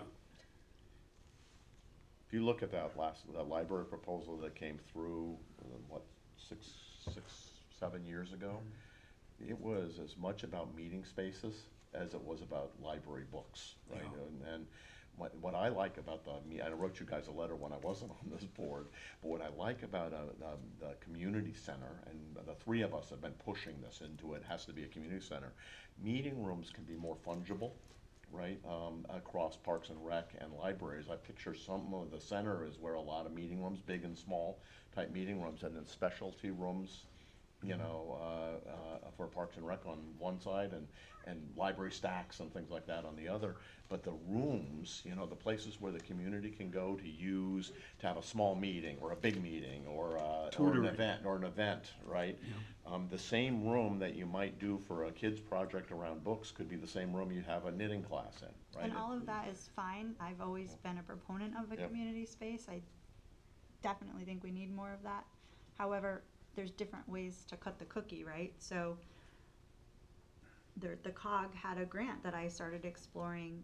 You know, I thought it was very interesting, where you could maybe even create some, what do they call them? Like the condo spaces, Yep. not industrial space, but just a space that could be rented out for people to go in and conduct business or do art. Incubators, Or I think they call them incubators, right? Yeah. I think we need to be creative But and not. This building could, if somebody wanted to take a space from 8 to 10 every Monday morning, we could rent it to them. I think that's perfectly But I think open I and think reasonable Tara's for right. I business. think having an open mind to different ways Yeah. of doing it, that's, in the end, I that's agree. exactly what we should have this committee doing, right? What are the, collect input from people so that we get the feeling of the Such as town of what that, we what you want. just said, such as that, that's Yeah, good I'm with you, input. I'm with you on that, Tara. And we have to take into consideration the most recent study that just concluded. Bottom line up front was demo. And that's all very clearly articulated as to why they recommend that. They did say that, it was one opinion. Half that building was built in 1990, it's a steel frame construction. I think, to Bob's earlier point, we should be looking at both rehabbing, using the newer section of the building, building brand new, and have them explore those options, just like we did when we did the schools. Okay, here's what it'll cost to rehab Center, here's what it'll cost to rehab Huckleberry, here's what a new school will cost. Would you have 6 options, right, we looked at, Bob, to start with? We had about 9 9. at one point. And then we narrowed it down, and then it becomes cost. It costs X to rehab, costs Y to build new. We did this with the new school. The numbers were close enough together. I think everyone, I didn't hear anyone else said, you know what, we prefer to build new. It's a little more expensive, but you don't run into any surprises, asbestos, whatever else you have there. We saw what happened with the high school project, $30 million project, had to get another $5 million, and we still only got about 65%. Even in that time for Center School, it was as much as it was loved by the town. The maintenance cost of that over the next 10 years was outrageous. Yeah. So I could see saving some money by utilizing that 1990s vintage structure, maybe not necessarily keeping the building as is, Right. but there's a lot of people who love that building, so we have to listen to them. And I think we need to pay homage to all those people whose kids went through that school, Yeah. and all those kids that went through that school. You know, and But it's, so I think it's taking the discussions that have happened already and turning it into real options. yeah, Well, we also have to, in the charge, maybe caution them to not go after the Cadillac of new community space because Yep. of monetary reasons. We already have broad estimates of what those things will cost. So if we Most just of those add the things, inflation. most of those things come down to square footage times a rate, right? You know, that's, It also depends on what we're looking at. If you start peeling back the walls and it's full of asbestos, which we don't know because there's never been an environmental impact study on that school. yeah, so that's one of the things these guys will do. Okay, do you wanna add a change to the motion to add an NBC? you made the motion, right? I made the motion. Okay, Do you I'll want me to- amend, I'll amend to reserve one space for a representative from the MBC. I'll second that. amendment? So, all those in favor of the amendment? Aye. Aye. Having no further discussion, all those in favor of creating the committee, say aye. Aye. That's 3-0, okay. And just as a reminder for the people listening in today, if you're interested in being part of this committee, send your information to the first selectman's office so that we can Please. review that at our next meeting. Yeah. Right, because No, we would like to get a very interested and engaged group who can really help work through these alternatives. And we'd like to start, if we can, appointing people next Yep. meeting. Updates, the Nature Center property at 35 Optus Hill will be vacated on May 31st, 24. So we're gonna be going out and looking for someone to lease it. Are on a- there any updates that need to be done there? No, the tenant is moving out. We'll take possession May 31st, and we'll try to rent it out. How are you doing that? Probably, we'll hire, as we did before, hire a real estate agent to advertise it for us. Well, the realtor I mean, that's what we used- did. Isn't that what you did with Yes, and she was Grimes property? fantastic. I would highly recommend you Okay, using her great. again. Use the same one?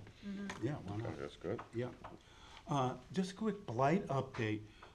20 Station Road, we're next to Green Bubbles. There is an agreement. The new owners took possession of the property, and the blight fine of $148,000 was paid to the town. In the midst of this, right after they bought the property, the Department of Labor came to DEEP, who's giving us the grant to remediate the property, take all of the dry cleaning chemicals out of the ground. And the DOL said, well, that project and the following development project must be under prevailing wage. The contractor objects to that. They That- do not yeah. want to pay prevailing wage. That wasn't the stipulation in the grant. No, this is DOL came into and said to DEEP, sorry, you have to have a prevailing wage. It turns out that the fix is legislative, because DOL trumps DEEP on this.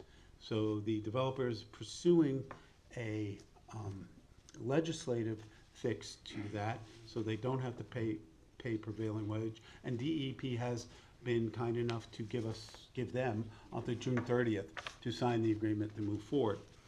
On a second property, 846 Federal Road, which is right next, the one with the columns that got hit by the tree, it's right on Federal Road, just north of the gas stations on the left side, big white building next to the liquor store. You got the picture? Yeah. That changed hands last week. Who bought that? The gentleman who owns the liquor store bought it, and we received $118,000 in blight fines. He is going to be applying for a demo permit in the next week or so, he tells us. Good. You have to wait 30 days to do the actual demo, that's the law, and then he's gonna take that building down, and I don't think he's finally decided, either make it a parking lot or maybe build a small, New liquor store? new, but it's just to the good across the board. Yeah. That's a win for the town. We've been fighting that, both of those properties for over 5 years. The pickleball Wait, courts, is there any update on 731 Federal? Not 731. no, 777, yeah, 777, what they're doing is they are having a disagreement with, the water company about where to put the shut-off for their water to the property. At the next blight panel meeting, we gave them a little time to discuss that with the water company, and then I think we'll move forward with the blight fines. We're not doing that yet, but they just have to do it and get it done. It's enough, right? We all agree. On a happier note, if anybody's been to town hall in the last week, the pickleball courts have started. The path was finished yesterday, going down towards the pickleball courts from the parking lot down. We had to redo it for ADA compliance. And we hope to have them completed by this summer and people playing pickleball in August, maybe, if everything goes well. And it came in under budget. I don't have the exact numbers, but it's well under budget. And $489,000, I think we had a $599,000 total budget. Now, we're talking to Steve whether we can do a difference on the town portion. Okay. and Can then I Sure. make a motion to add the Iroquois pipeline under item 7? Sure. You're making that a motion? That's my motion. I'll second that motion. Bob, any just, Go ahead. all in favor? Aye. Aye. Yeah, so on Iroquois, we've been working on creating a letter to the state, to the DEP, and the governor, expressing the concerns of Brookfield. We believe that's the right thing to do. We want Iroquois to come down. There are a lot of things we can't contest, but one of the things we think we can gain some traction on is air quality. They're using models that they use for other facilities and tests that they've done elsewhere. We want them to come in, test the facility now for air We want quality. the state to do it. Have the want state, Iroquois separate to do it. third party, not Iroquois itself. A Yeah. third party inspector, come in, test the facility, see what the emissions are, both now, right? And if they get final permission to build after, so that we know exactly what's being put into the air around Brookfield. The other issues are really difficult for a town to object to. This is approved by FERC and the state. The FERC has, like the siting council, has final say. The town can't particularly stop them, but we can certainly intervene, and that's what we plan to do. When I have that letter finished, which will be this week, I'll ask for a special board of selectmen next week. We can all sit down, I think we all should agree on Yeah, that we letter. ought to set a time for doing that, because we Yeah. left it open-ended last Yeah, time. we We have to did. get this done. Yeah. We heard that loud and clear tonight. So, how's your schedule look next week? I can do next week. You can be available? I'm You good, can be available? I'm good next. Okay, so I'll send a note out to you guys tomorrow suggesting a couple times, and we'll have a board of selectmen meeting on that. I just wanted to address the issue of the land sale. Have they come to you? No.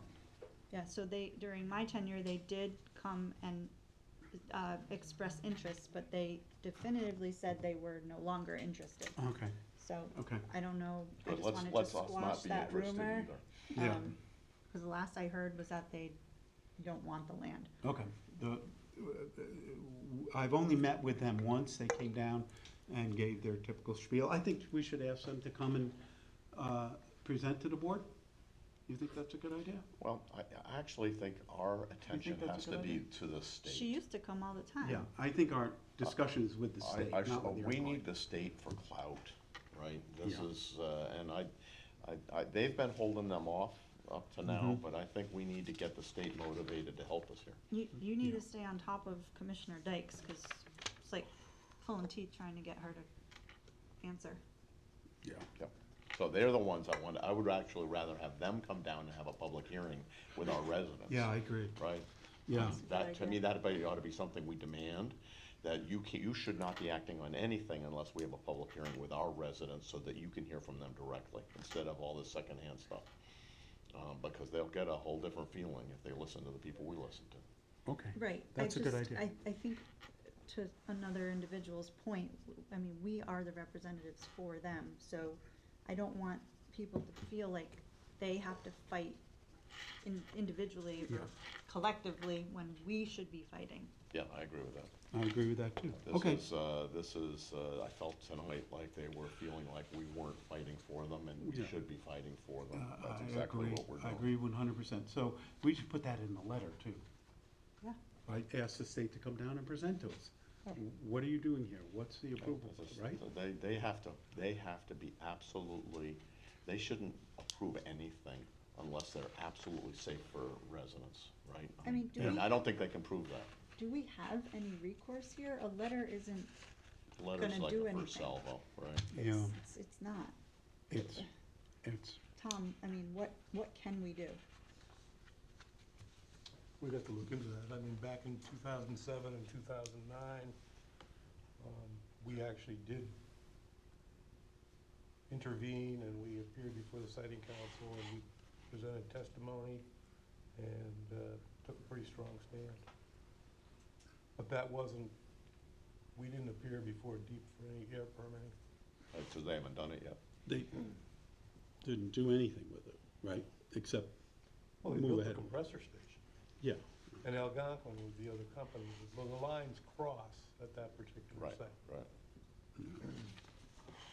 Well, maybe we could talk about that at the meeting, about maybe, give it some thought, Tom. Maybe you could join us at that meeting and we could have a healthy discussion about how would we best intervene, right? Or take a stronger stance than just a letter. Yeah, that's a good idea. Okay, So I'll check your schedule. How too, Tom. much time do we have? Because if we're waiting for the air permit approval, when is that? Do we know? No, I don't. The last time I did have a chance to talk to the Iroquois people, they thought it was gonna be 25 or 26 before they saw an air permit. The state has been slow walking this, I know that. They have been slow walking. Okay, but we'll get together next week, hopefully Tuesday or Wednesday, and then we'll go forward from there. That's a good plan, I think. Okay. Thank you, Steve, for organizing. Next is our consent agenda. I'm sorry, just during the day is better for me. During the day? Oh, yeah. Yes. I would much prefer that. I think we can do that. Okay. On the consent agenda, I would make a motion that the selectmen approve items A to E on the consent agenda. Do I have a second? Second. Second. We have the selectmen approval for routine matters, the Board of Selectmen meeting minutes, driveway bond releases, excavation bonds, just none this month, and one employee change, Christine Murphy moved to assistant assessor effective 4/8/24. Any discussion on any of those? Okay, hearing no further discussion, all those in favor say aye. Aye. Aye. Aye. Thank you. Additional appointments. So I'll start. On the Inland Wetlands Commission, I make a recommendation that the selectmen appoint Robert Scalera, Republican, as an alternate member of the Inland Wetlands Commission with a term of 5/6/24 to 2/7/28. Do I have a second? Second. Second. Any discussion? Yeah, so how did this come before you? Because it wasn't sent Robert sent an email through to who? to the You first sent an email. selectman's office. The way the process works, and there seems to be Yeah, some what is the confusion process? here, the town has always accepted applications from anyone, regardless of party, directly at the first selectman's office. If somebody doesn't want to go through the Democratic Town Committee or doesn't want to go through the Republican Town Committee, okay, that's fine. I know the Republican Town Committee prefers people to come through them if they're Republicans. The Democrats, I think, prefer the same thing. But there is a large portion of people who are unaffiliated in Brookfield, and they get the right to be represented too. And they don't have a committee to go to. So the process has always been to allow anyone to come directly to the first selectman's office to apply for a position on the board. And it's worked very, very well for the last 40 years. There seems to be some confusion on the part of some people that they think that if somebody's a member of their party, they must go through that party first. That's never been the policy of the town. And for whatever reasons, people may not want to do that. We want people who care, who want to serve on boards. If you want to come to the first selectman's office first, that's fine with us, right? If you want to go to the Republican Town Committee or Democrat Town Committee, we're fine with that also. And we do get recommendations from both of those boards. And that's always been the process in Brookfield, and I think it's a fair and reasonable one. So we have this motion to appoint Mr. Scalera as an alternate member. We have a motion. Bob, you seconded? Yes, I did. Any further discussion? All those in favor? Aye. Aye. I'm a no. You're a no? Okay. The Municipal Building Committee, there is a motion that the selectmen appoint Irene Correa, Republican, as an alternate member of the Municipal Building Commission with a term of 5/6/24 to 2/2/26. Do I have a second? I'll second it, and I'll also make a comment that she has a great engineering background. We interviewed her for the opening on the Board of Education, and it was a wow, her background. I think she's a perfect fit for this. Okay. I agree she'd be a good member. Any further discussion? All those in So, favor? I'm sorry, this individual came directly to you as well? No, I believe, did Irene Oh, come through? was this in? No, See, Irene I wants don't right- keep track of that because it doesn't matter to. It was sent to the for Board of select- Selectmen. It Well, was it sent to- does matter because the perception is, as we heard tonight, there's a blatant disregard for the process, which also includes going through the town committee, There- not just always allowing No, no, no. somebody to come to you. You're mistaking the Republican Towns Committee desire to have people come through them with a requirement to come through them. That's not true. It's simply not true and has There's never nothing in been. writing It has never been the either case way. in Brookfield. Never There's been the case. nothing in in Brookfield. writing either way. Yeah, I'm It's- going on. it's- Go back, watch every single Board of Selectmen meeting. People are allowed to come to the first selectman. I'm sorry if they don't go through the local party, if people don't like It's that. blatantly disregarding another part of a process. No, it's not. If the Republican Town Committee puts people forward, we consider them just as equally as we consider someone who came direct to the first selectman's office. That's what we do. We look at it fairly, who is the best candidate, right? And that's what we do. Nobody gets discriminated against. What you want to do is keep people out, if I understand what you're saying, keep people from being appointed. Please don't do that. Who- Don't speak for me and try to put words in my mouth. I'm That's trying to not what I understand what want you're to saying. do, You don't want Steve. people to go on boards that haven't been vetted by your party. Is that what you're saying? I did not say that. Oh, I'm okay. saying that I don't know these people. I just saw the bio brief that wasn't emailed to the Board of Selectmen, whereas I'm confused by what is the process. I just Yeah, explained the you process. did explain it.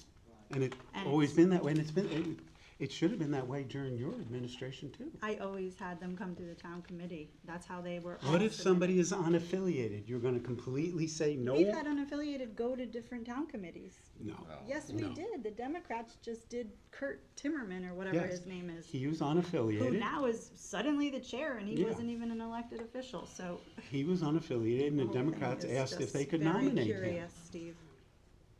But unaffiliated people have a right to be represented on boards too. And they Great. shouldn't be forced to go to the Democrats or the Republicans. I'm sorry, they shouldn't. So did Irene Correa come through, I don't remember, and I'm trying to find It it. was a letter, I've got the letter in front of Yeah. me, it was a letter to the Board of Selectmen Yeah. So you should have seen that from her. from her. I And did she- see the email, but then there were like 50 from the Iroquois people. Yeah. Here, would you like to look at that, So, if you'd like? Thanks. That's her letter and her bio brief. I didn't know she was an engineer. I'm sorry. No. Probably missed a page there at the end. sorry you missed the Under email. agenda. So we have a nomination, we have a second, we've had a discussion. I think I agree with Bob that Irene would be a very strong member of the Municipal Building Committee. And hearing no further discussion, all those in, are you ready? Tara, take a look at Oh. what she's looking at. 4 pages, there was additional pages I didn't hand you. They just continued on with her resume.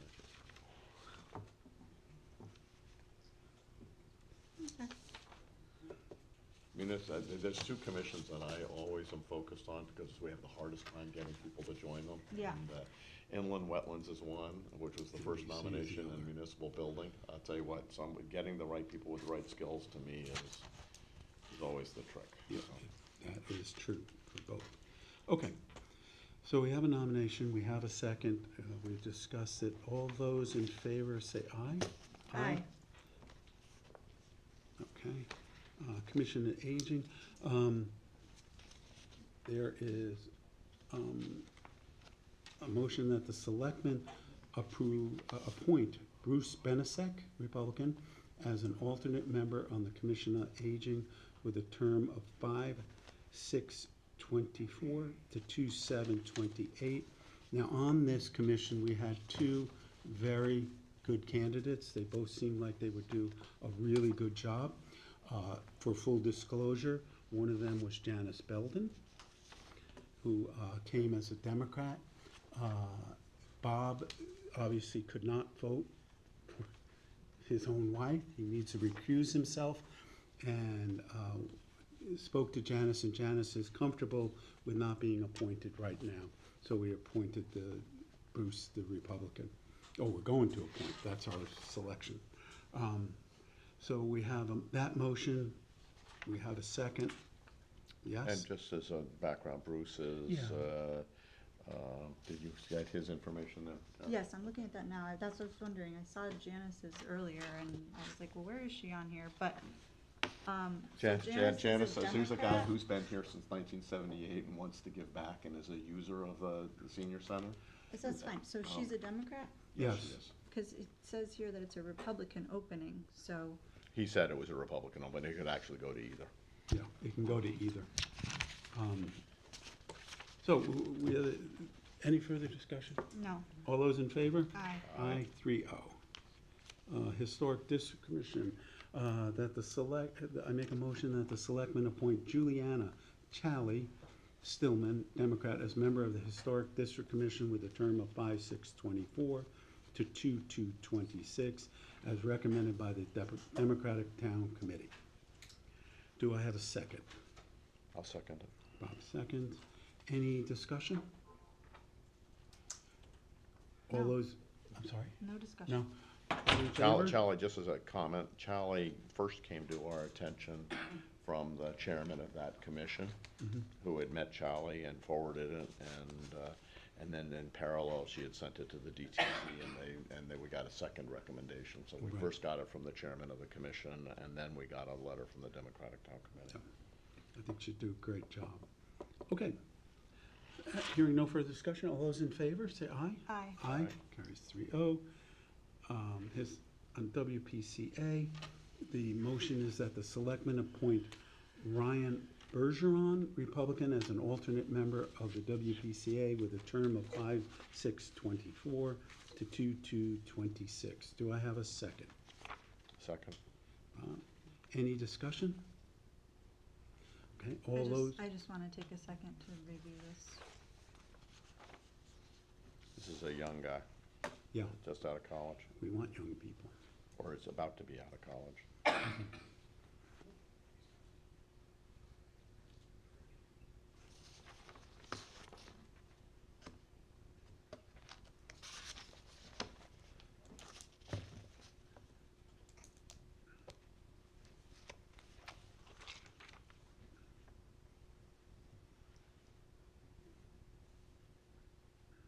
So he has no, No particular background as to what I read it. To me, this is a learning opportunity as and as he an lives, alternate. he lives in the Shores, Yes. Clearview Drive. Yep. So is there any kind of conflict there with Nope. sewer, no sewer? That is the question. No, I think if they ever came to a vote of putting sewers in the Shores, he would have to recuse himself. That's a long way off, so, that's never. yeah, right. Thank you very I much. agree, I agree. So, having discussed that, all those in favor, please say aye. Aye. Aye, carries 3-0.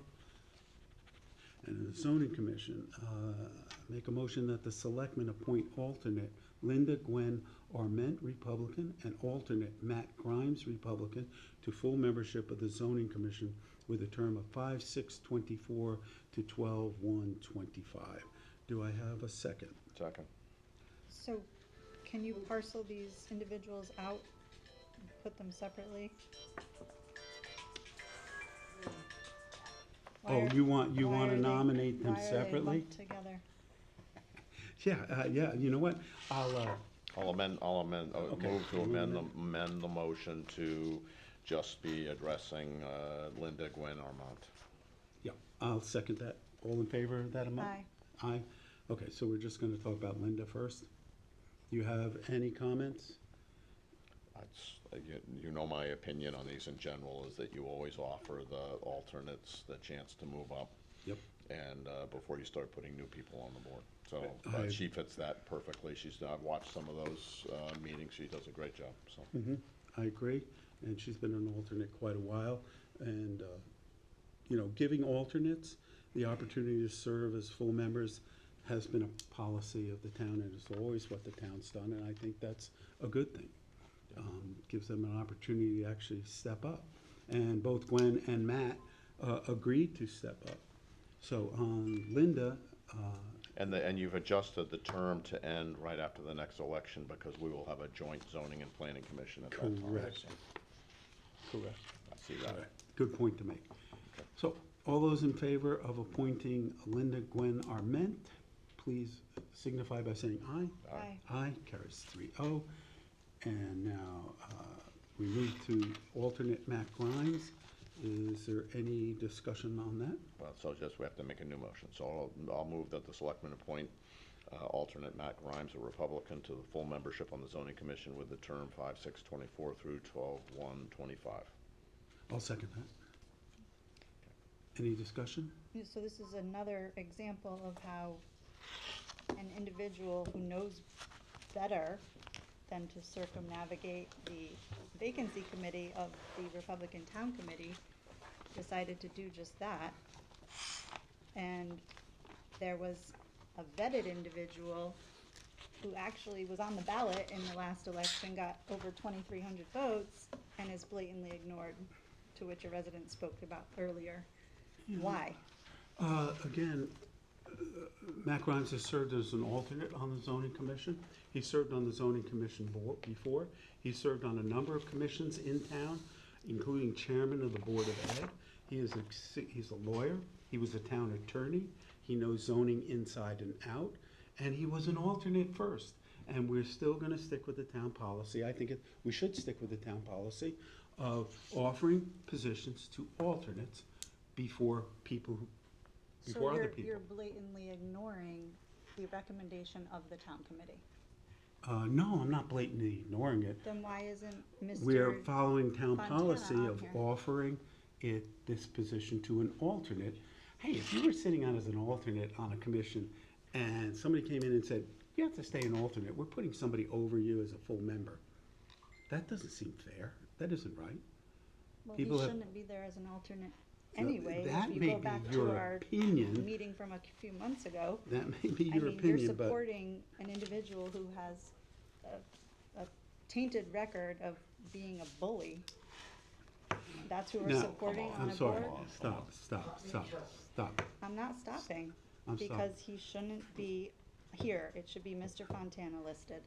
Well, we're going to stop that conversation because we're not going to allow people to be disparaged. This is going to stay a civil board and a board as kind as we can make it. Your personal opinion should not come into this. Personal opinion? So that's my opinion. I your only personal state opinion. facts. Steve, I don't Steve, make things Steve, I'd up like to call the like you do. question. Yeah, Bob calls the question. All those in favor of appointing Matt, say aye. Aye. Aye, two. Opposed? You're a no? Okay. No. Motion carries So 2-1. now, let me ask a question. We did get a recommendation of Mr. Fontana Danny. to come join this board. You didn't have him on the agenda. Forget the regular alternate, Yeah. right? Even as an alternate to the board, because we now have 3 vacancies for alternates on this board. Did we do? I mean, he's a man who's raised his hand. We ought to get Yeah. him onto the board if we can. I agree, but the request from the Republican Town Committee asked us to only appoint him as a full member of the board, not as an alternate. So we don't know whether he wants to serve as an alternate. So they can certainly put his name forward. And I said this to the nominating committee chair, Carl, that if you want to put him forward as an alternate, we're more than willing to entertain that and appoint him. Right? Okay. Having no further business, I will accept the motion to adjourn. So moved. So moved. All in favor? Aye. Well, no, official. I just want to know, as the high tower, we have the right, the town has the right to say no to it, right? For the what? The tower, itself. No, So, we can't also, stop. so just as an aside, they haven't brought us a